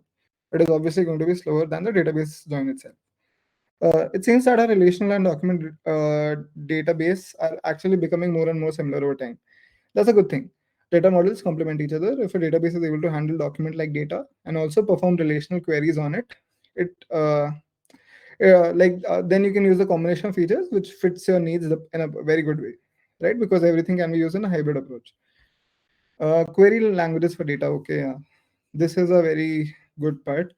So when there are a lot of queries, like there's Hive is the query for Hadoop.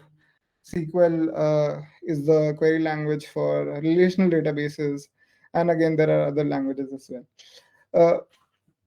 Yeah, so SQL is a declarative query language where IMS and Codacil query the DB using imperative code. What does it mean?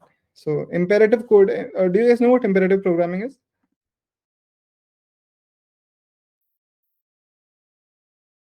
No, can you like explain that? Okay, it is, do you guys know what functional programming is? That you guys might have heard. Yeah. Yeah, so it is very much like functional programming basically.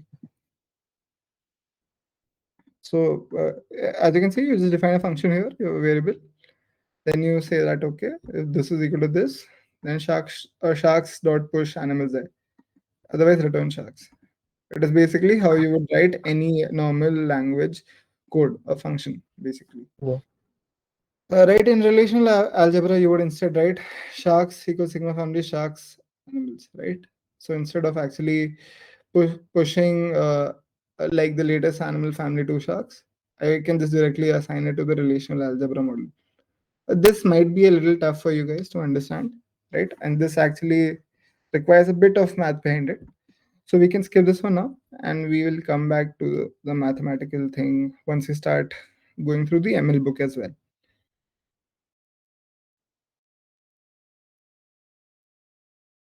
I will say, for example, if you have a list of animal species, you might write something like this to return only the sharks in the list, right? Like this code. So basically, if your animal's family is shark, so there are multiple kind of sharks, right? Tiger shark, killer shark, all of these things. Killer whale, sorry.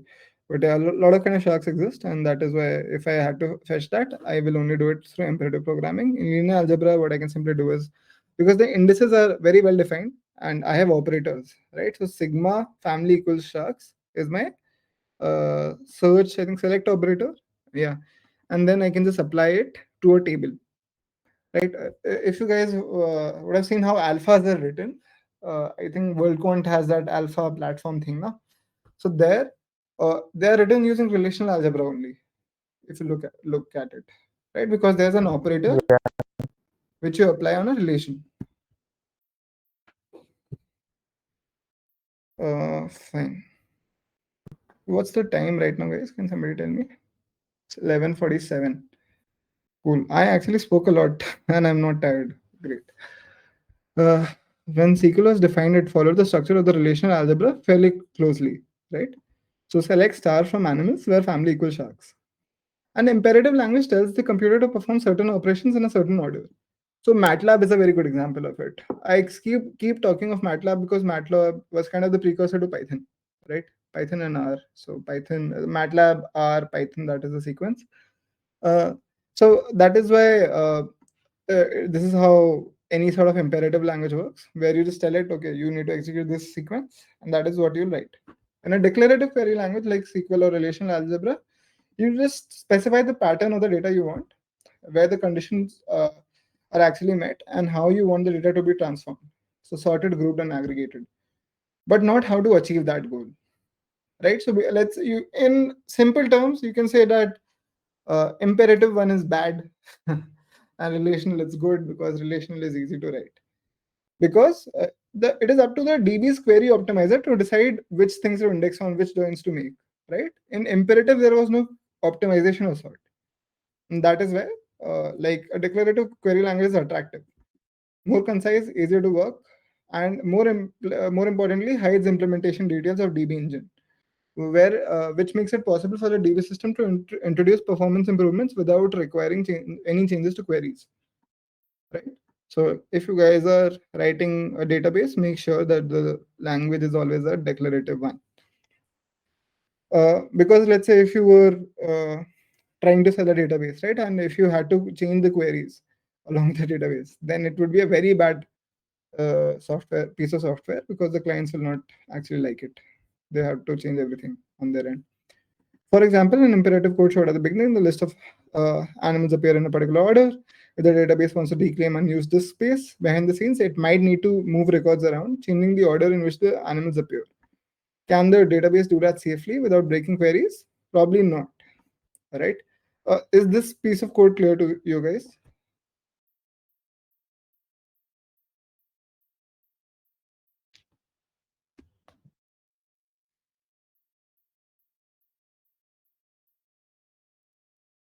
Okay, is this piece of code not clear to you guys?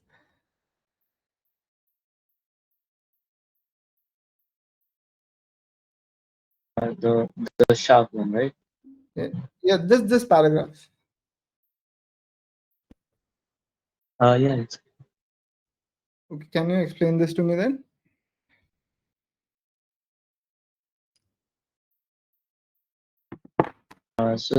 it's referring to the code of shark species, right? Yeah, I'm just referring to this Which, paragraph.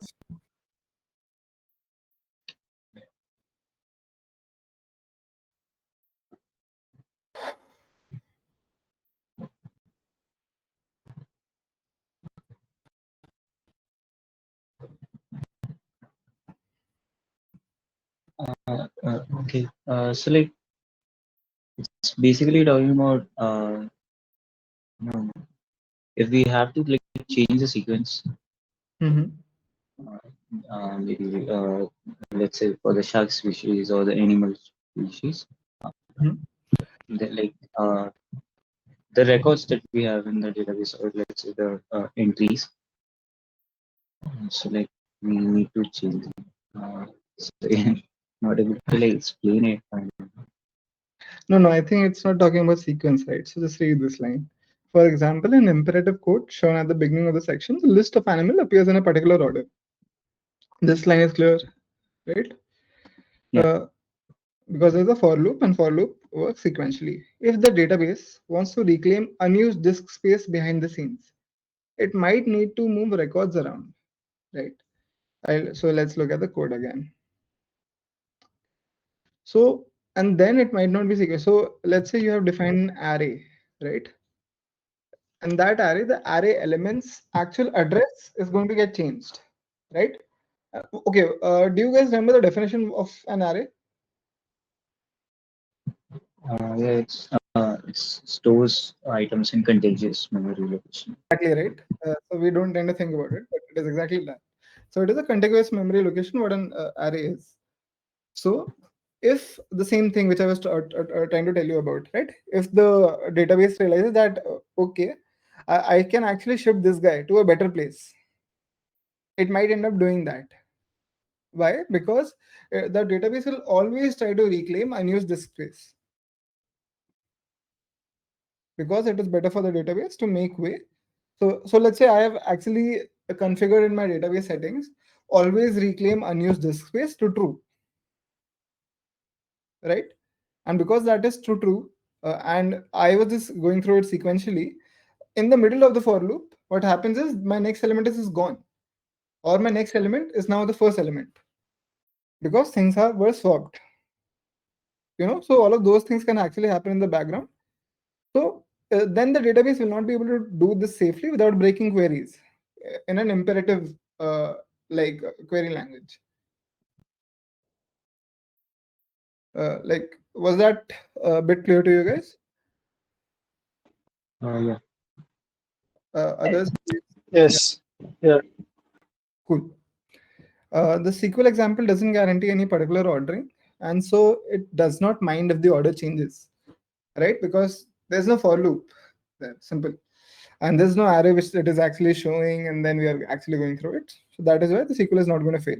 But if the query is written in as imperative code, uh, again, so that is one of the major problems with imperative code, right? So because it is running in a sequential way, you will always be prone to a race condition, right? Race condition is where, let's say, there are multiple things trying to allocate the same resource, and whichever one reaches first might affect the other one, right? And that is why in imperative code you always have race conditions. And then one way to solve this imperative code problem can be that I lock my locations first before traversing. As soon as I declare my array, I say lock location of array, and then I can do performing. And so that way, synchronization might get complicated. And that is why you don't tend to do imperative query languages.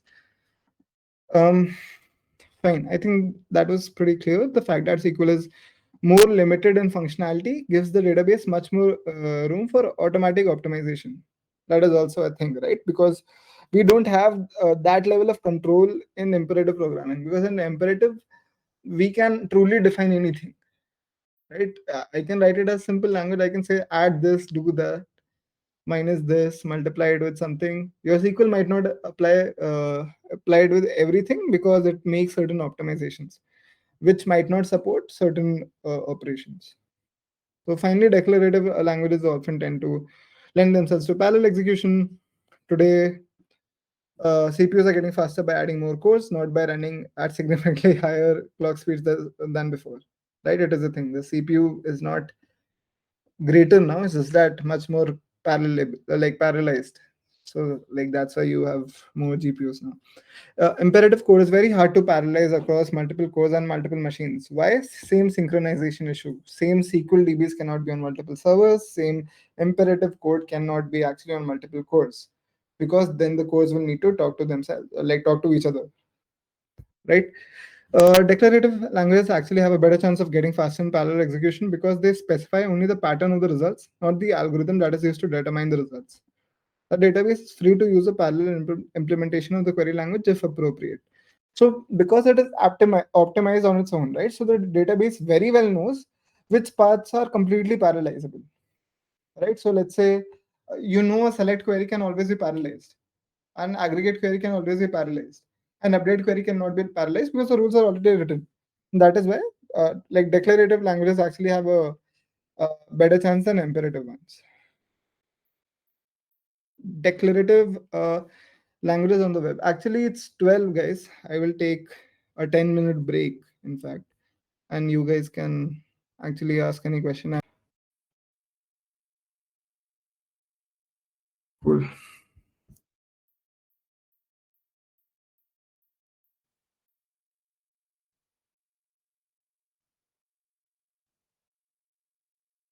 Okay, actually, we're very near to MapReduce, so that's great actually for us. Fine. Declarative queries on the web. I'm assuming everyone's available, right? Yeah. Yeah. Declarative queries on the web. The advantages of declarative query languages are not just limited to databases. To illustrate the point, let's compare declarative and imperative approaches. Right? Imperative, guys, I think you understand because it's kind of a part of your code. So, but where have you actually used declarative elsewhere is the question, right? So, say you have a website about animals in the ocean. The user is currently viewing the page on sharks. So, you mark the navigation item sharks as currently selected. I think front-end guys will know this. Class equals selected. You have marked it like this. The selected item is marked with CSS class selected. Sharks is the title of the currently selected package. Now, say you want the title of the currently selected package to have a blue background. You can say that if li.selected greater than p, then background color is blue. right? Here the CSS selector li.select greater than p declares the pattern of elements to which we want to apply the blue style, namely all p elements whose direct parent is an li element with the CSS class of selected, right? Basically, if you have a CSS class of selected, I just want to see whether that element is actually greater than p or not. So what do? The element, like I'm saying P for guys who are not offended. I'm sorry to offend in any way. Uh, but yeah, the element sharks in the example matches this pattern, but whales does not match because its li parent lacks class equals selected. If you were using XSL instead of CSS, you could do something similar, which is uh, again for block background equals blue, XSL apply templates, and then you again stop the block. Here the XPath expression, uh, li at the rate class equals selected slash p is equivalent to the CSS selector li dot selected greater than p. What CSS and XSL have in common that they're both declarative languages for specifying the styling of a document. Imagine what life would be like if you actually had to do an imperative approach. In JS, there's using the core document object model API. The result might look like this, right? That you go through all the li elements, you get them name by name, then you try to see whether all those classes are actually selected or not, and then you see all the child nodes, and then you change the color of those particular child nodes, right? So JavaScript imperatively sets the element sharks to have a blue background, but this code is awful. Not only it is much longer and harder to understand, but the CSS and XSL equivalents, but it is also having some serious problems. The first one is that the selected class is removed while going through the for loop, right? The same thing with CSS, the browser automatically detects when the li.selected greater than p rule no longer applies, and it removes the blue background because the CSS code is actually, let's say, written in an optimizer, and whenever, let's say, you have an uh, update code, and that update code actually makes changes to the optimizer, and then that optimizer will basically be invoking the CSS engine, and then your CSS will be going through this, right, where you automatically detect this li.selected is greater than p. In the for case, there is no automatic optimizer and selector or engine, right? You're simply just running for loop. If things change while running the for loop, shit goes bad. If you want to take advantage of a new API, such as document.getElements by class name selected, or even document.evaluate, which may improve performance, you have to rewrite the code. On the other hand, browser vendors can improve the performance of CSS and XPath without breaking compatibility. Why? For the same reason, right? That the optimizer and the engine are actually written separately. In a web browser, using declarative CSS styling is much better than manipulating styles imperatively in a JS file. Similarly, in DB's declarative query languages like SQL turn out to be much better than imperative query APIs. Again, APIs is like not in the exact modern sense, but in the true application programming interface sense. It is actually an application programming interface. Yeah, MapReduce. This is important, guys. So it was a programming model which is used for processing large amounts of data in bulk, and it was actually used by Google, right? It was actually one of the most famous inventions back then. And a limited form of MapReduce is supported by some NoSQL data sources, including MongoDB and CouchDB, as a mechanism for performing read-only queries across many documents, right? A lot of our analytical engines will basically do read-only queries, right? That is the point of an analytics engine, that you will never do a write query in that sense. You will always do a read query, and the write queries are done by ingestion pipeline separately. And your map reduce is actually we'll again, it is actually defined in detail in chapter 10. We are going to get into very nasty details of it, but for now what we can do is that just understand how MongoDB uses it. So map reduces neither a declarative query language or nor a fully imperative query API, but somewhere in the middle. The logic of the query is expressed as snippets of code which are called repeatedly by the processing framework. It is based on the map, also known as collect, and reduce, also known as fold or inject, functions that exist in many functional programming languages. To give an example, imagine you have a marine, I will explain these, don't worry. So to give an example, imagine you are a marine biologist and you add an observation record to your database every time you see animals in the ocean. Now you want to generate a report saying how many sharks you have sighted per month, right? So what do you do in Postgres? You say select date trunk month, observation timestamp as observation month, some number of animals as total animals, right? And from observations where family equals sharks, group by observation month, right? That way you have created a pivot for observation month and the count of animals which are actually sharks. Uh, so now the data underscore trunk function determines the calendar month containing timestamp and returns another timestamp returning the beginning of the month. In other words, it rounds the timestamp down to the nearest month, right? Which is simple. This basically what it'll do is you have 15 January, 14 January, 13 January, all of them will be mapped to 1st January. This query first filters the observations to only show species in the sharks family, then groups the observations by the calendar month in which they occurred, and finally adds up the number of animals and all of that. The same can be expressed with MongoDB's map reduce feature as follows. Right, you can write db.observations.map_reduce. You can have a map function, you will have a reduce function. Your reduce function is basically reducing or aggregating all the values together. And that is what you're trying to do. You're just doing array.sum values for every key value pair or key or values pair. And a function map, what it is trying to do is it'll get your year, month, it'll let's say emit your year hyphen month and the number of animals associated with it, right? And and you tend to execute map and reduce in a sequential form. We'll go to the functions, don't worry.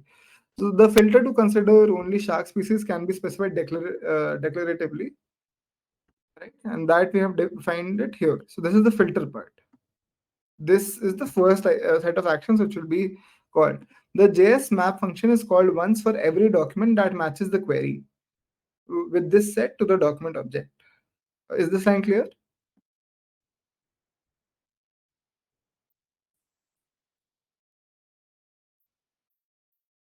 Yeah. Yes. Cool. Then what happens is that the map function actually emits a key and a value, and which will be obviously consumed by what? This guy reduce, but I'm skipping. The key value pairs emitted by map are grouped by key. For all key value pairs with the same key, the reduce function is called. Right? That is why it has one key and a set of values, because like reduce is going to group all of them together. How is the map function actually returning a key and multiple values or a key value pair? Can somebody tell this to me?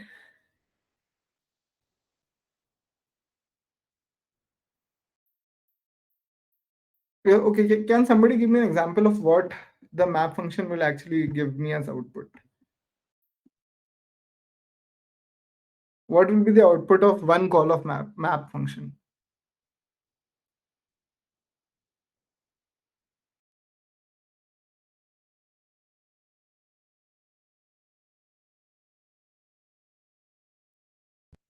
It would be just the things given in the emit function, right?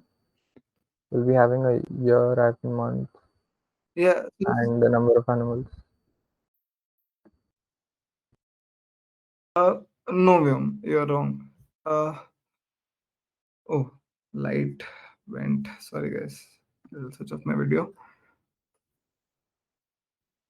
Yeah. No, Vyom, you're wrong there. So, yeah. What were you saying, Nishanta Utkarsh was saying? Yeah, actually, I was saying the same. So we'll be having the emit function will be returning, right? No, this is not what the emit function will return, ideally. Okay.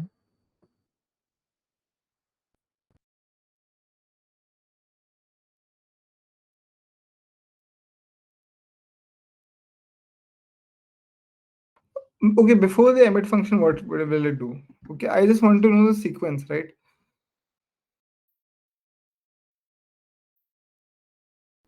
So it is just grouping the elements we're having, right? Based upon the year, month, and then giving out by the emit function. No, then what is the point of reduce function if my map function is anyways going to reduce things?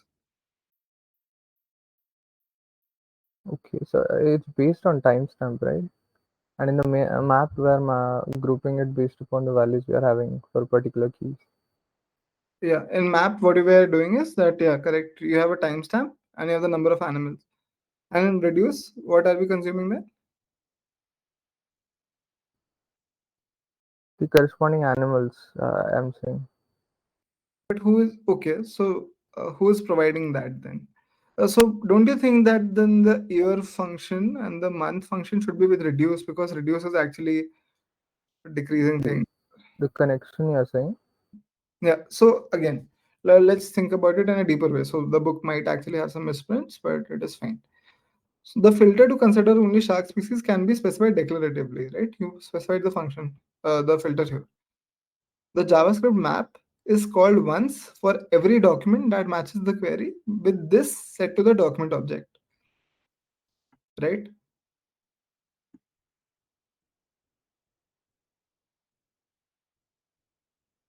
Is this part clear? Yeah. Right? Then the map function emits a key and a value. A key consisting of the timestamp, right? And a value, Yeah. which is the number of animals in that observation, right? But so basically, what it will return is the number of animals in that particular document, but you might need to reduce across things.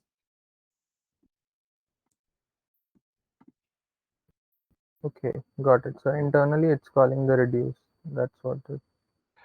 No, again, you're getting confused for the with the same thing, right? Yeah, it is going to get call. It is going to be calling reduce, but what it is doing is, so you go to db observations.map reduce, right? Think of it to be like a lambda function initially. Okay. And then what you try to do is that you say that, okay, there's a particular timestamp for every observation out there. So let's say there were 5 documents which are mapped. In every document, there were multiple things, right? So what you're doing here is that this map function is going to be called once for every document, because you are going to execute this for every document out there. And then for every observation inside that document, you will also run a reduce. I know it is confusing, guys. Like, we can obviously read. So the reduce function adds up the number of animals from all observations in a particular month across documents. So reduces across documents, and map is counting the number within that document. Okay, got it, got it. So the reduce is across all of the documents we're having, and map is to the specific document. Yes, correct. Got it. Yeah, is that clear with everyone? Yeah. Cool. For all key value pairs with the same key, the reduce function is called. The reduce function adds up the number of animals from all observations, not all observations in a document, but all observations in a particular month. The final output is written to the collection monthly shark report, like this. For example, say the observations or collection contains these 2 documents, right? The map function, sorry, you have 2 documents where you have family of sharks, num animals is 3. Family of sharks, num animals is 4. Right? The number of sharks you spotted at this particular time was 4. Simple. So your num animals is actually not reducing anything. It's just a value inside the document.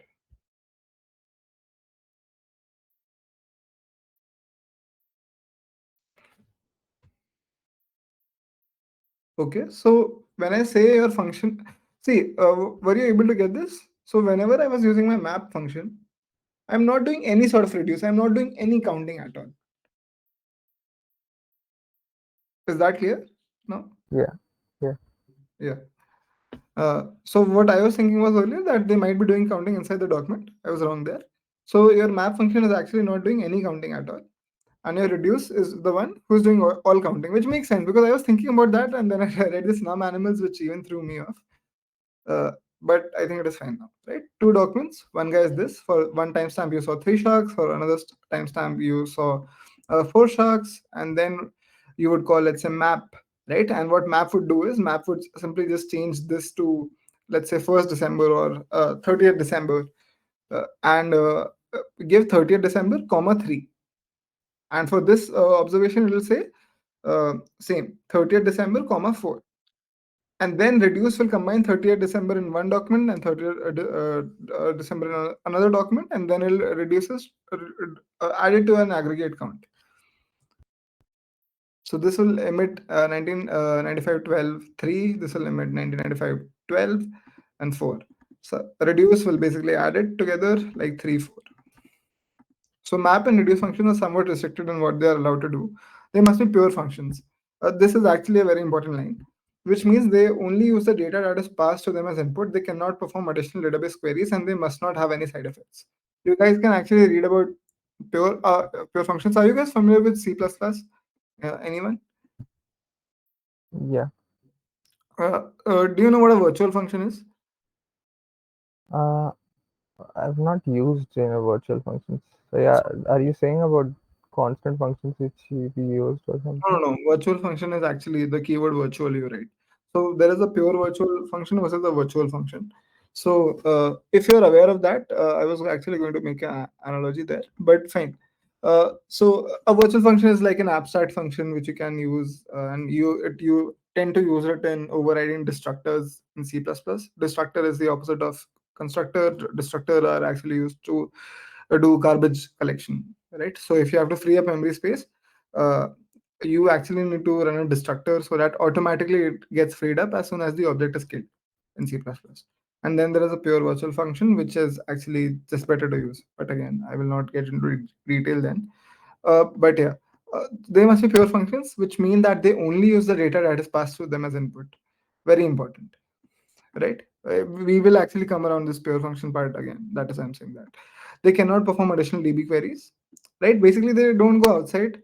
Their every your input is inside, the process is inside, and you have actually no egress points out of it. They must not have any side effects. Exactly right. Nothing should be coming out of it, which is changing anything outside. The restrictions allow the database to run the functions anywhere in order and rerun them on failure. This makes sense, right? Because it does not have any side effects, you can just rerun them if they fail. And you can just run them in any order.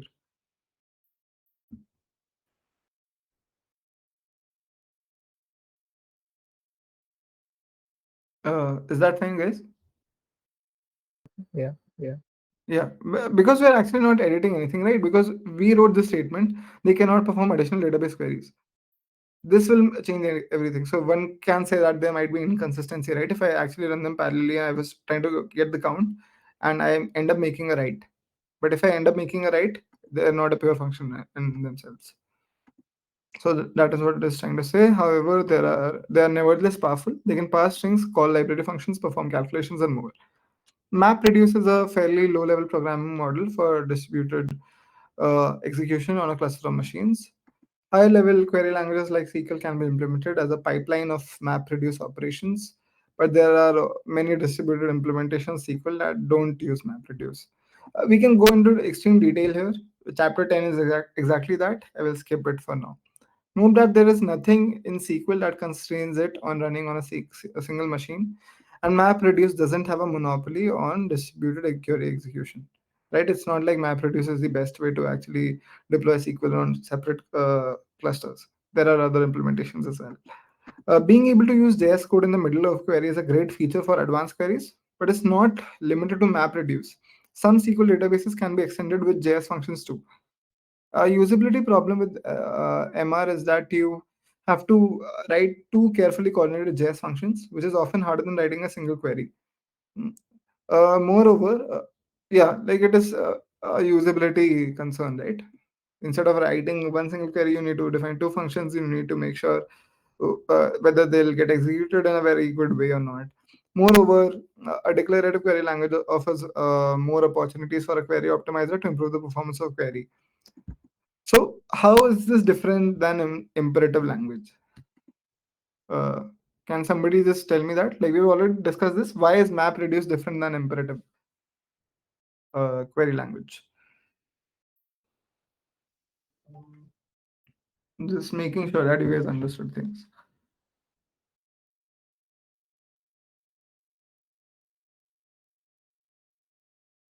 Guys, are you there?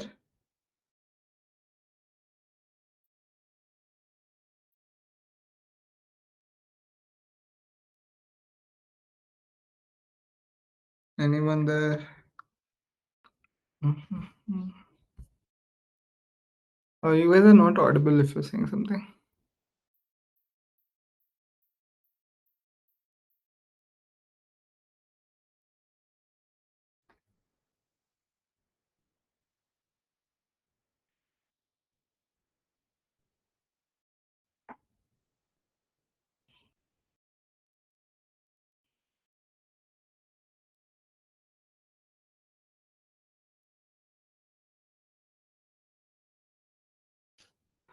Absolutely correct, Vyom. And why is that? Why can you actually handle multiple things correct simultaneously?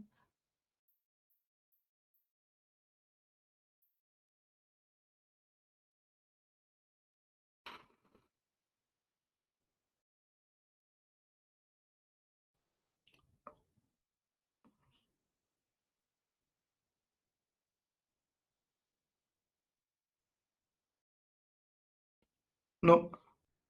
Uh, somebody else? Yeah. I think like it can divide it into chunks. No.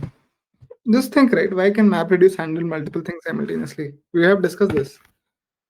What is that? We can separate them in clusters, right? We can run them. No, the main reason they are pure functions, right, guys?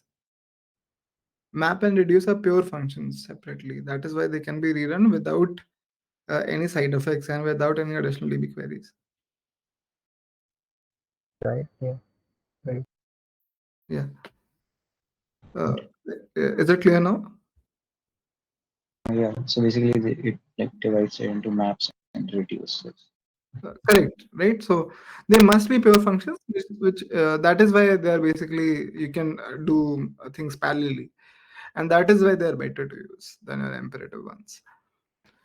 Fine. For these reasons, Mongo added support for a declarative query. Okay, sorry, I've skipped some certain part. Moreover, a declarative query language offers more opportunities for a query optimizer to improve the performance of a query. Right? Uh, Okay, fine. Let's say you're using SQL.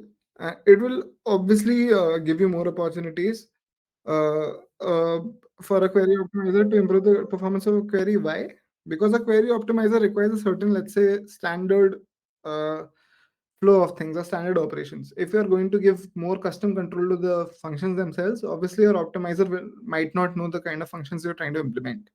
And that is why using a query optimizer is much more suited for a declarative query language because there is less control. For these reasons, Mongo actually added support for a declarative query language like the aggregation pipeline, right, which is for counting. In this language, the same shark counting query looks like this: match family group ID like this, total animals. What they basically realized was that, okay, for certain use cases, we can still provide an aggregation pipeline and we can still, let's say, have a map reduce kind of setup for any sort of other queries. The aggregation pipeline is similar in expressiveness to a subset of SQL, but it uses a JSON-based syntax. The moral of the story is that a NoSQL system may find itself accidentally reinventing SQL, albeit in disguise. Right? Basically, we have come full circle. We are implementing the query pattern of SQL in a NoSQL database.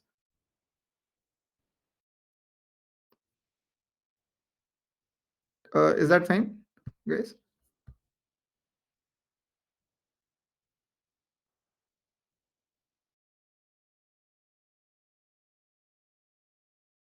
I'm just checking.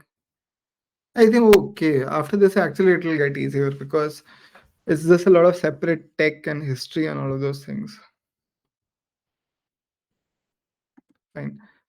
We saw earlier that many-to-many relationships are important distinguishing features between SQL versus NoSQL. If your application has mostly one-to-many, you go for, let's say, a document one, or no relationship between records, you again go for a document one. But if you have many-to-many, you go for RDBMS. In fact, RDB, not RDBMS. A graph consists of two kinds of objects.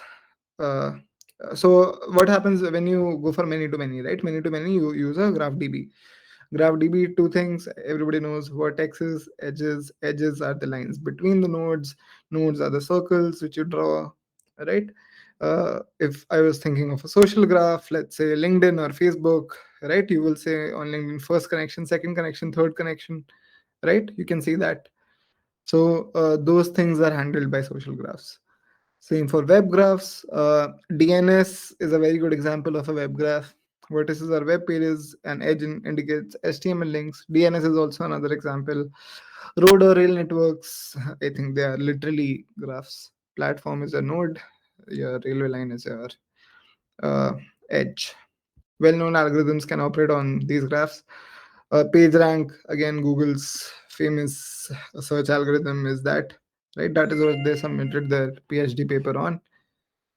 Yeah, so page ranking is one of the best ways you can think of. When I talk about graph search, Dijkstra's is another way of graph search. BFS, DFS, another way of graph search. Prims, another way of graph search, right? However, graphs are not limited to such homogeneous data. An equally powerful use of graphs is to provide a consistent way of storing completely different type of objects in a single data store. This we you guys might not have seen that. For example, Facebook maintains a single graph with many different types of vertices and edges.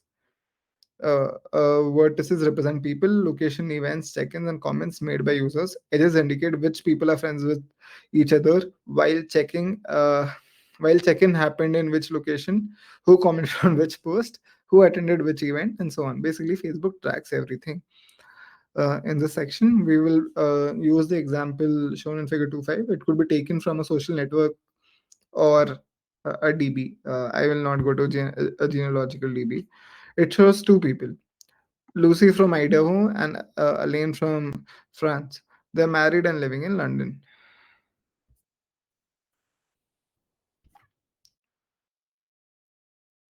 Right, you have Lucy, born in these places, lives in these places. Elaine lives in these places. These two are married, and let's say if I see where do Lucy and Elaine live, they will end up at the same place. Elaine was born in this place, and both, like if I want to see whether Lucy and Elaine were born in the same continent, I can only check it through these nodes, right? I can, let's say, do a BFS and not a BFS, I will say. I can actually do a DFS or like a minimum. I'm thinking, should I do a minimum spanning tree or not? No, not a minimum spanning tree.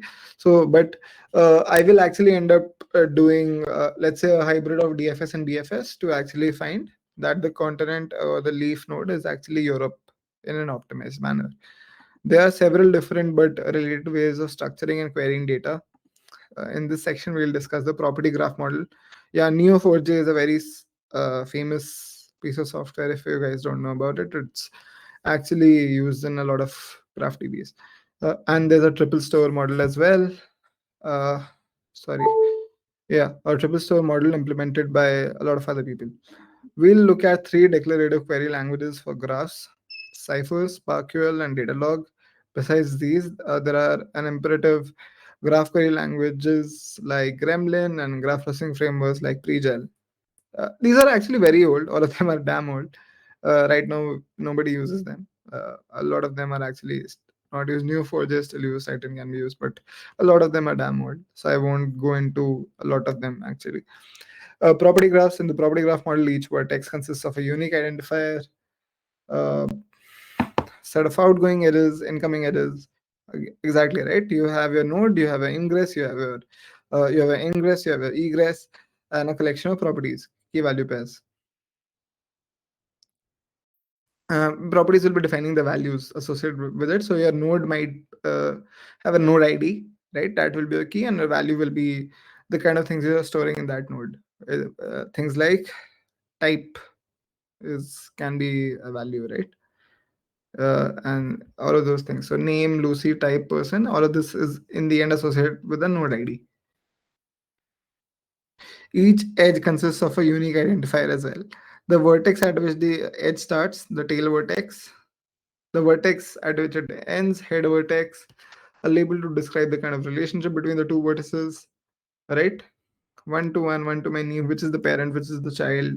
A collection of properties is also what we'll have here. Why? Because with one edge, you might actually end up having a bunch of separate things associated. You can think of a graph store as consisting of two relational tables. one for vertices, one for edges. That is how we've been storing graphs, right? This schema uses the PostgreSQL JSON data type to store the properties of each vertex. So again, we will be kind of using SQL here, but not in its truest sense. The head and tail vertex are stored for each edge. If you want the set of incoming or outgoing edges for a vertex, you can query the edges table by head vertex or tail vertex. What does this mean? If I had to represent a property graph using a relational schema, I would do it like this. I would first create a table of vertices. I'll create a table of edges. I'll create an index of edges tails, right? An index on edges heads. Why? Because most of the times I will try to see what are the number of edges which are going out from a particular node and what are the number of edges which are coming into a particular node. Because coming out in a social graph can be all of my friends, right? Or coming in from in a social graph can be the amount of people who I am following, right? So all of those things can be like this, and the people who follow me can be egress there in Twitter. So some important aspects of this model are that any vertex can have an edge connecting it with any other vertex. There is no schema that restricts which kind of things can or cannot be associated. Given any vertex, you can efficiently find both its incoming and outgoing edges and thus traverse the graph. Follow a path through a chain, that is, follow a path through a chain of vertex. I think you guys understand what traversing a graph means, right? You can do it both forward and backward. Why? Because you have the tail vertex and the head vertex, right? From head vertex, you go to tail vertex, then you from tail vertex, you try to see all the edges. The tail vertex, how can you see that? Because that is already here. It is indexed. Then you basically go to all possible child nodes, and then you again try to find the tail vertex. So yeah, all of those things. The query will be something like this. You go to a head vertex, so you say select, let's say edge where head vertex equals x, and then you find the tail vertex for it, right? So you say select tail vertex where head vertex equals x. Then after you have the tail vertex, you say select uh, tail vertex where head vertex equals previous tail vertex, right? So the previous tail vertex has now become the head vertex, and now you're trying to traverse forward. These features give graph a great deal of flexibility for data modeling. The figure shows a few things that will be difficult to express in a traditional relational schema. So there's different kinds of relational structures in different countries, right? Like France has departments and regions, while the US has counties and states. Sorry. Yes. And again, there's a varying granularity of data as well. So you could imagine extending the. So what it is basically trying to say is that these things can be very well covered, right? You have city, country, and then continent here. Or if I add, let's say, better things, right? A state or a county, or here it has city, department, region, right? So in our case, it is district, block, state, right? Tehsil, if you say it in Hindi, yeah. So that is why graph property table can be used. That I think you get where the name comes from. You could imagine extending the graph to also include many other facts about Lucy and Elaine or other people. For instance, you could use it to indicate any food allergens they have by introducing a vertex for each allergen and an edge between a person and an allergen to indicate an allergy, and link the allergens with a set of vertices to show which foods contain which substances, right? Because same for a nutritional thing, a very good. So let's say you are going, you wanted to maximize your diet, but you had three diseases. All three diseases actually have multiple things which were interlinked, and you wanted to avoid them. How will you do it? You will try to make a graph out of it, right? Or a better example, a real life example can be, I'm just thinking, how can I do it? Let's think about networks actually. So if you have a bunch of separate websites and you want to see where the traffic is where the traffic is coming from, right? So you might realize that, okay, my YouTube channel was actually clicked through GitHub, but who actually, where did I come on GitHub? Maybe that GitHub was actually spawned from my YouTube only. So whether it was a cyclic graph or whether it was coming from Facebook, then GitHub, and then that, right? So I might need that so that I can track which amount of platform is actually giving me the most amount of traffic. So that can be another example where you can use a graph DB. So these are the separate ways. Cypher is a declarative query language for property graphs, created for the Neo4j database. Again, if you guys don't know, matrix character, not related to ciphers and cryptography.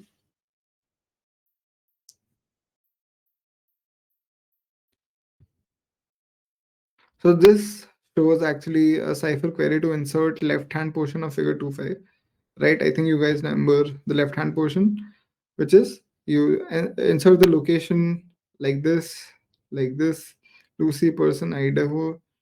You provide the name, the type. So these are the values associated. These are kind of the keys associated, right?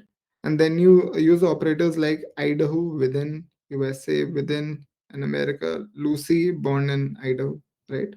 So within is kind of like what do you say, composition, right? And this can be association, right, in terms of object oriented programming. When all the vertices are actually added to the database, we can start asking interesting questions. For example, find the names of all people who emigrated from US to Europe, right? Because after you have indexed things, then it actually becomes easy. Otherwise, it is still tough. To be more precise, here we want to find out all the vertices that have a bond in edge uh, to a location within the US, and also have a living in edge to a location within Europe. And then we can kind of find, right, the people who emigrated. So that is where, let's say, a DB like this can be used. Example 2 for shows how to express that query in Cypher. I think this is how you do it. You say person born in within. Okay, even I don't remember this. Let me check.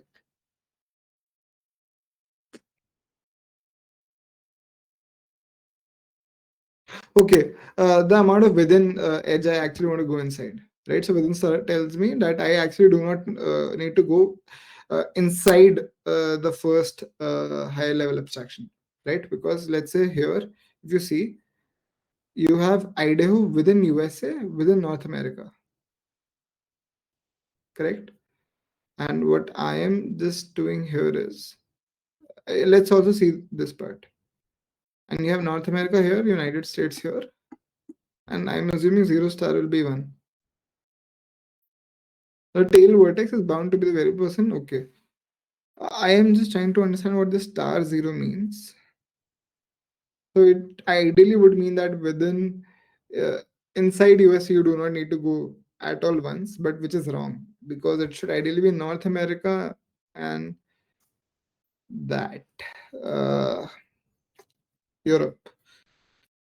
So let me think about it, guys. I think there's something which is wrong here.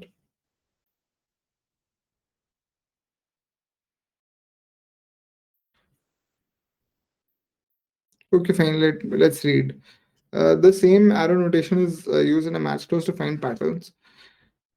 Yeah, so bond in like this as the head vertex, it matches any two vertices that are related by an edge bond in. The tail vertex is bound to be the variable person, and the head vertex is left unnamed.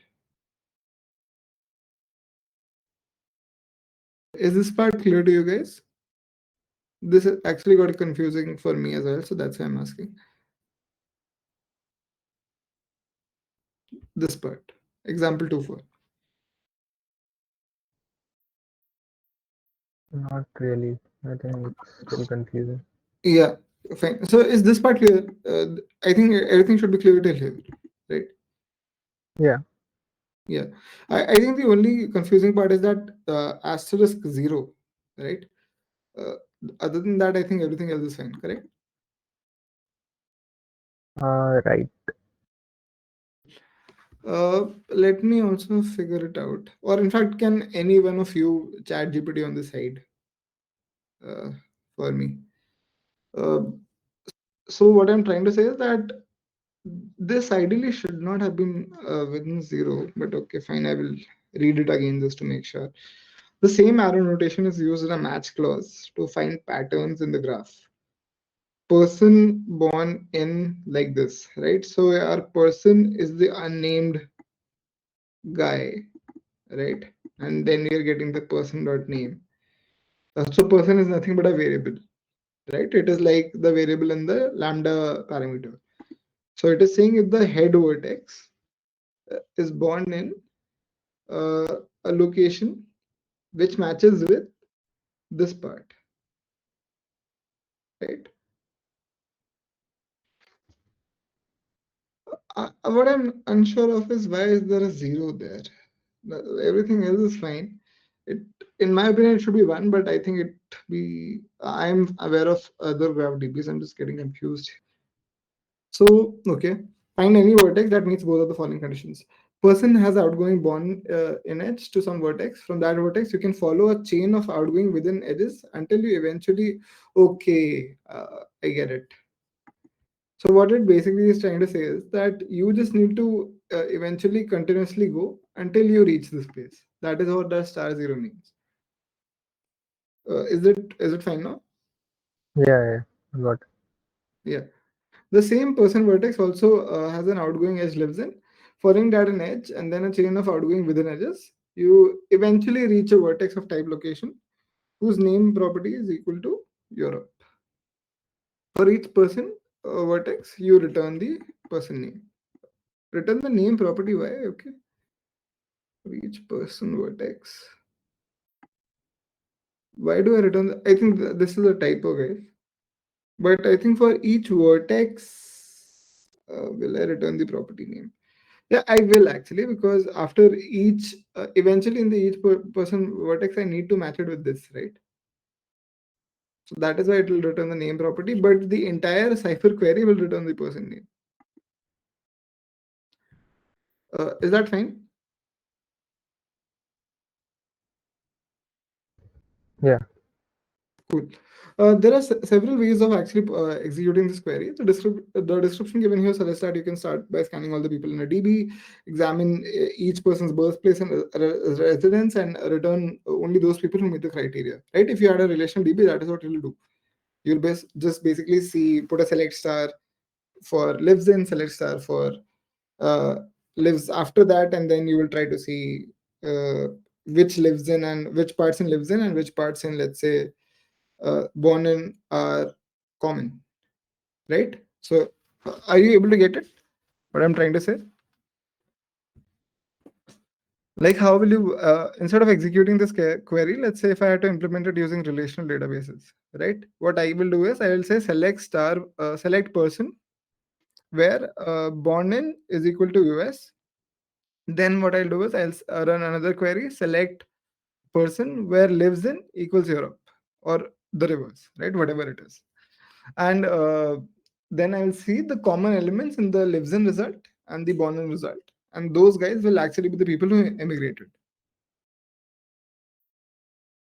Is that what clear to you guys? Yeah, right. Yeah, but you can, this is what I think what we'll try to say here. You can start with 2 location vertices and work backward. If there is an index on the name property, you can probably efficiently find the 2 vertices representing the US and Europe. Then you can proceed to find all locations in the US and Europe by respectively following all the incoming within edges. Then you can look for people which can be found through an incoming born in or a lives in edge at one of the vertices. Right? This is what it is trying to say at a higher level. As is typical for a declarative query language, you don't need to specify such execution details when writing the query language. Why? There's the beautiful thing in all of the databases, query optimizer. So yeah, query optimizer will be able to do it in a better way for that very reason, because of a lot of graph searching algorithms. Then comes graph queries in SQL. The answer is so example 2 suggested our graph data can be represented in a relational database. But if we put graph data into a relational structure, can we also query it using SQL? Yes, but with some difficulty. How in a relational DB, you usually know in advance which joins you need in your query. In graph query, you may need to traverse a variable number of edges before you find the vertex you're looking for, and that is the number of joins is not fixed in advance, right? In our example, that happens in the within star zero rule in the cipher query. A person lives in edge may point at any kind of location, like a street, a city, and district or region state. A city may be within a region within a state within a country, right? And the lives in edge may point directly at the location vertex you're looking for. So, like that is the thing which we were discussing, right? The within star zero, they've discussed it here, that it expresses the fact very concisely that follow a within edge zero or more times. It is like the star operator in regular expression. Since equal 1999, the idea of variable and traversal paths in a query can be expressed using something called recursive common table expressions. So example 2.5. Okay. I'm thinking do you guys need to go through this or not, actually? Data log, I will actually not teach you guys. Data log, we can skip. Okay, I will try to cover SparkQL. Or in fact, triple stores.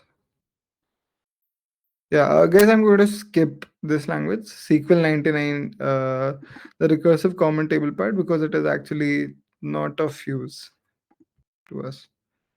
The thing which is of use to us, so please make sure that you read this, right? I'm going to ask you guys questions regarding this. So just please read this part, which is recursive common table expressions. Is that fine? Yeah, sure. Cool. Triple stores are actually something which you guys might require. So triple store model is mostly equivalent to the property graph model, using different words to describe the same ideas. It is never the less worth discussing because there are various tools and languages for triple stores that can be valuable additions to your toolbox. In a triple store, all information is stored in the form of very simple three statements: subject, predicate, object. Right. For examples, in the uh, just give me 1 second. For example, in the triple, Jim likes bananas. Jim is the subject, likes is the predicate, bananas is object. We are back to Ren and Martin. The subject of a triple is equivalent to a vertex in a graph. The object is one of two things. Uh, I think you guys understand, right? Subject is obviously a vertex because it is telling the actor, right? Likes is the verb, that is why it is the predicate, and bananas is the object, which is kind of again a vertex, but the tail vertex. So yeah, uh, a value in a primitive data type such as string, a number, like that is what an object can be. Another thing is that in that case, the predicate and object of the triple are equivalent to the key and value of a property.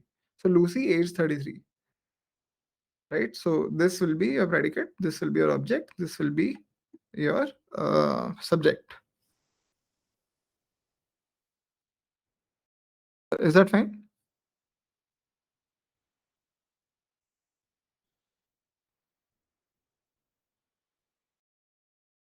Guys, do you understand this representation? Sorry, I missed that part. Can you repeat that one, please? So the middle guy is always going to be predicate in both of these cases, right? Predicate is what? Verb. A verb is what? A relationship between things, right? So like that is how I'm associating with it.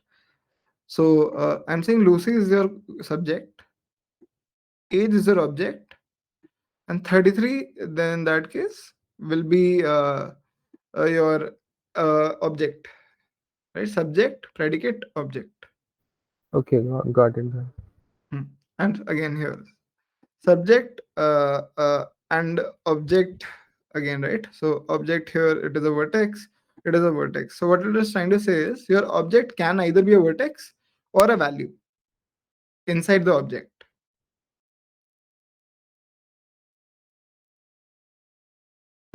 Yeah. So it's kind of a representation you're saying, right? It is just a random representation to tell you guys. In the end, we will never use this, right? Because databases are abstracted. But yeah, and just telling this to you so that you understand a bit more history. So because when you tend to make, let's say, assumptions about how this was made, right?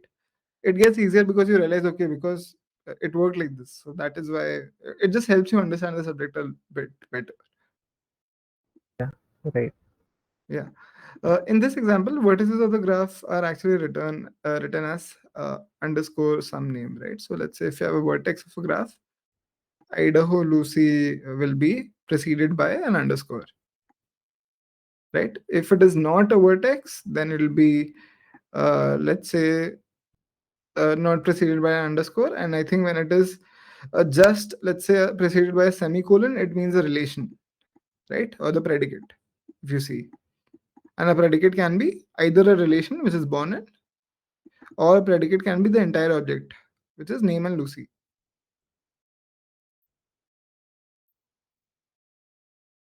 It's quite repetitive to repeat the same subject over and over again, but fortunately, you can use semicolons to say multiple things about the same subject.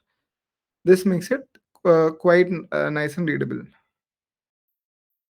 right? Because if I constantly need to write Lucy, Lucy, Lucy, Idaho, Idaho, Idaho, it is very irritating, right? I should be able to club all of them together.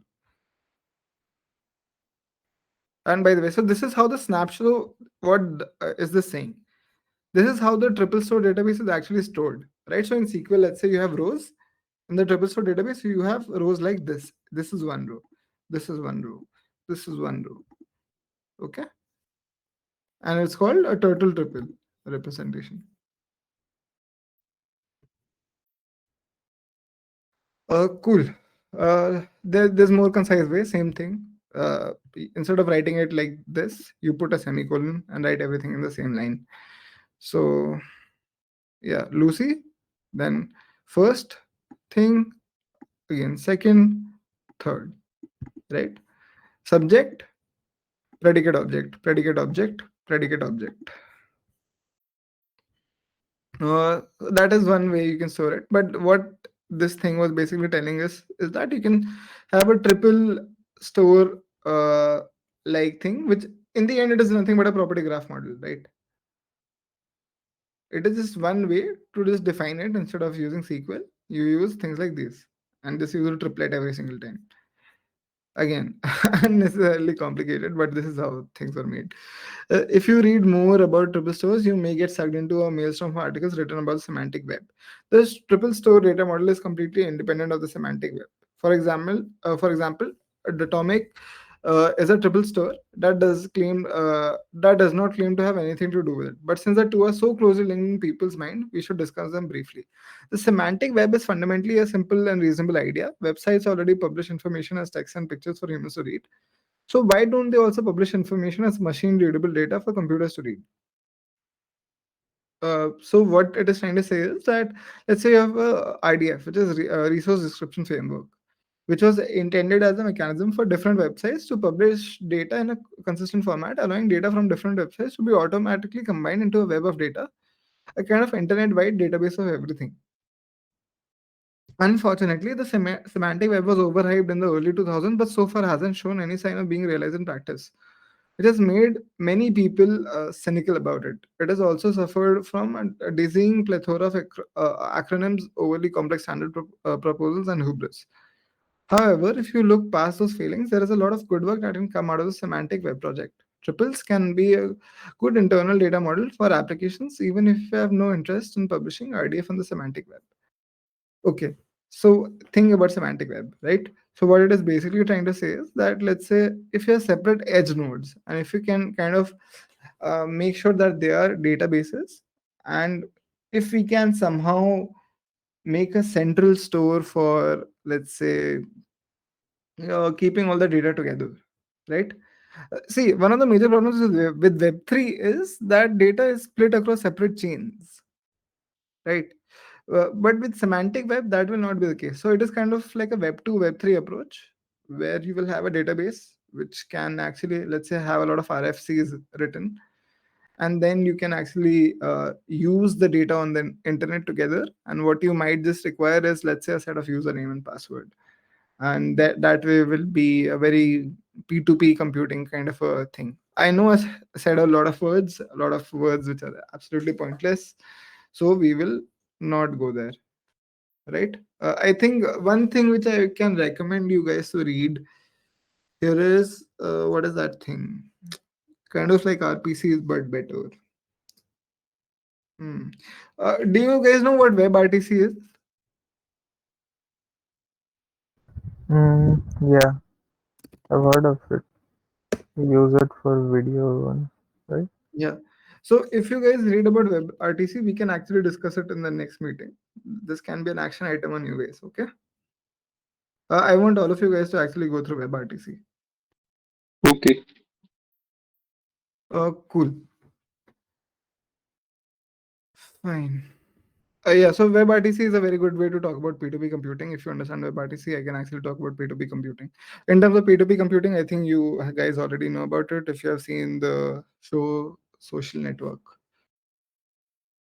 What is that show? Silicon Valley, sorry. My bad. I am too sleepy right now. So Silicon Valley, if you would have seen, they actually end up building a P2P network in the end, right? Yeah. They also end up hiring a developer who's good in WebRTC, the chick beanie. So yeah, if you guys so just read about WebRTC, then we can actually talk about it in detail, and then I can actually make you understand semantic web in a better way. Uh, cool. Now let's go back to the RDF data model. The RDF data model again, the turtle language which we used is a human readable format for RDF data. Sometimes RDF is also written in XML format. To reiterate on RDF, it was intended as a mechanism for different websites to publish data in a consistent format, allowing data from different websites to be automatically combined into a web of data. Right? So what they wanted was every website should just tell us things about themselves, and let's say things about, okay, that I am HTTP v6 website, I am a HTTP 1.1 website, or I am a IPv6 website, I am a SSL certified website, I am not an SSL certified website, right? Things like those, which all the websites will just automatically publish into a central database, right? So if you guys do not know who maintains all of these IPs and all of those things, so the Internet Society actually does it.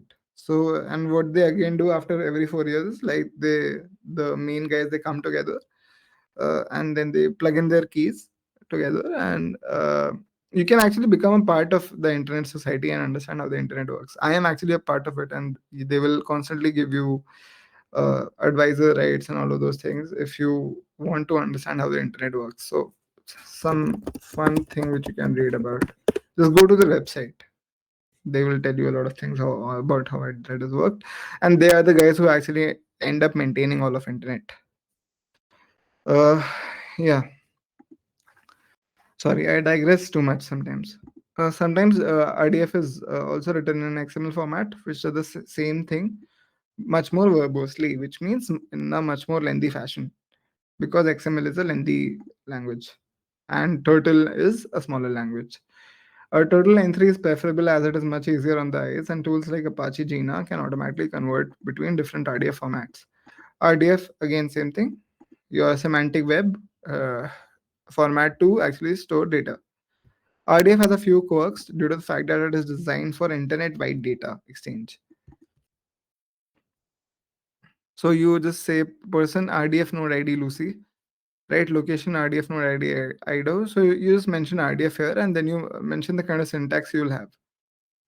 And then every website with the same syntax can actually, let's say, cross change their data whenever, let's say, they want to append to information. A very good example of this can be Wikipedia and Yahoo Answers. I know Yahoo Answers is a very old thing, but I could not come up with something better.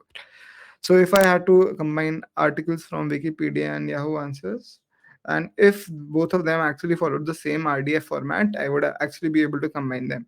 So what Wikipedia can do is that in their website, they say that, okay, if I run out of this, I go to Yahoo Answers, get me please all the RDF syntax, NS, whatever the syntax version is, all those articles associated with this guy.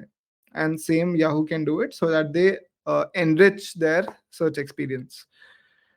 So yeah, for example, a predicate might be an URI such as this guy, and rather than just within or lives in, right? By Because if I have a particular URI, then I can basically go or jump to a certain section or a web page, right? And that web page is basically defining the relation. It might be tough for you guys to understand, so please don't get scared. Because again, we are trying to understand things without understanding low level things, right? So it's absolutely fine to be not understanding all of this. We will I think once you guys just go through all of this again, right, then you'll understand more. So the URL doesn't necessarily need to resolve to anything from RDS point of view. It is simply a namespace. To avoid potential confusion with HTTP URLs, the examples in this section use non-resolvable URIs such as URN example within. Fortunately, you can specify this prefix once at the top of the file and then forget about it. Yeah, right. So what it is trying to say is that if you use something like this, after defining this RDF URL, I can just provide it at the starting of every node, right? And then I can basically use it as a web page, particularly. And then what will happen is that it will go to URN colon example colon your node ID, and which will redirect to a URI. Is I know it's not clear, right? I am not going to ask is that clear. So we will reiterate on this once you guys read about a little bit about DNS. I think DNS is something which I can cover for you guys, but I think I will suggest you guys to just brush up on a little bit of computer networks. Okay. Yeah, sure. Yeah. Okay, fine. Let's go to SparkQL. I think this is the last thing which I'll try to cover. Data log, it's 1980s. I'm not going to get into 1980s syntax. But yeah, let's go into SparkQL. SparkQL is a query language for triple stores using the RDF data model. Again, so you have your triple stores. What are triple stores? They are ways to present your data like XML and JSON, right? What is RDF? RDF is a data model like SQL or NoSQL. And so what is SparkQL? It is a query language like a declarative or imperative, right? So SparkQL is a query language. Again, there's a protocol on it, and it's pronounced Sparkle. I will still say SparkQL. It predates Cypher, and since Cypher's pattern matching is borrowed from Sparkle, they look quite similar. The same query as before. Finding people who have moved from US to Europe is even more concise, right? In Cypher, it was much more complicated. Here it is. You say you provide the prefix, the RDF prefix, and then what you do is you say select person name where person name, same thing which I was talking about, right? Bonds in within, lives in within, and this looks much more natural to us. The major reason is that we have a bias towards SQL, no matter what you do. The structure is very similar. The following two expressions are equivalent, right? So this now becomes this. So no brackets, and that's the difference. Because RDF doesn't distinguish between properties and edges, but just uses predicates for both. You can use the same syntax for matching properties. In the following expression, the variable USA is bound to any vertex that has a name property whose value is the string US, right? So your cipher will be like this, brackets, Sparkle will be without brackets. And this question mark is how you represent it in in APIs as well, right? Any sort of filter or any sort of query params. So this is what exactly it is. That is why it is a query param. So yeah, Sparkle is a nice query language even if the semantic web never happens. That can be a powerful tool for applications to use internally. Yeah. Again, not of use. I'm going to skip this. Not of use to even you guys. So I will not recommend anyone to read this. So we can skip this part. And same, I think this example looks fun. We can just go through it. No, I think this is still dependent on data log. I'm reading about data log here.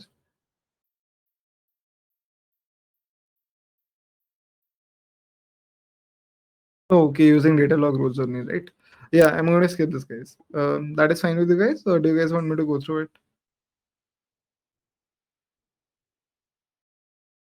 It's 1980s actually, so that is why I don't want to actually just go into the syntax of it. Yeah, I think it's fine. We can leave it. Yeah, I think we can absolutely leave it. You guys have an idea about graph DBs, I guess, right? So let's just reiterate. Document DBs target use cases where data comes in self-contained documents, and uh, like relationships between one document and another are rare. Graph DBs are exactly opposite, where you have multiple many-to-many relationships. All three models are used widely. One thing that document and graph DBs don't have in common is that they don't typically enforce a schema, right? So schema on read. Each data model comes with its own set of query language, SQL, MapReduce, MongoDB aggregation pipeline, Cypher, Sparkle, and Datalog. We also touched on CSS and XSL path, which aren't database query languages, but they have interesting parallels. Why? Because they are your declarative query languages.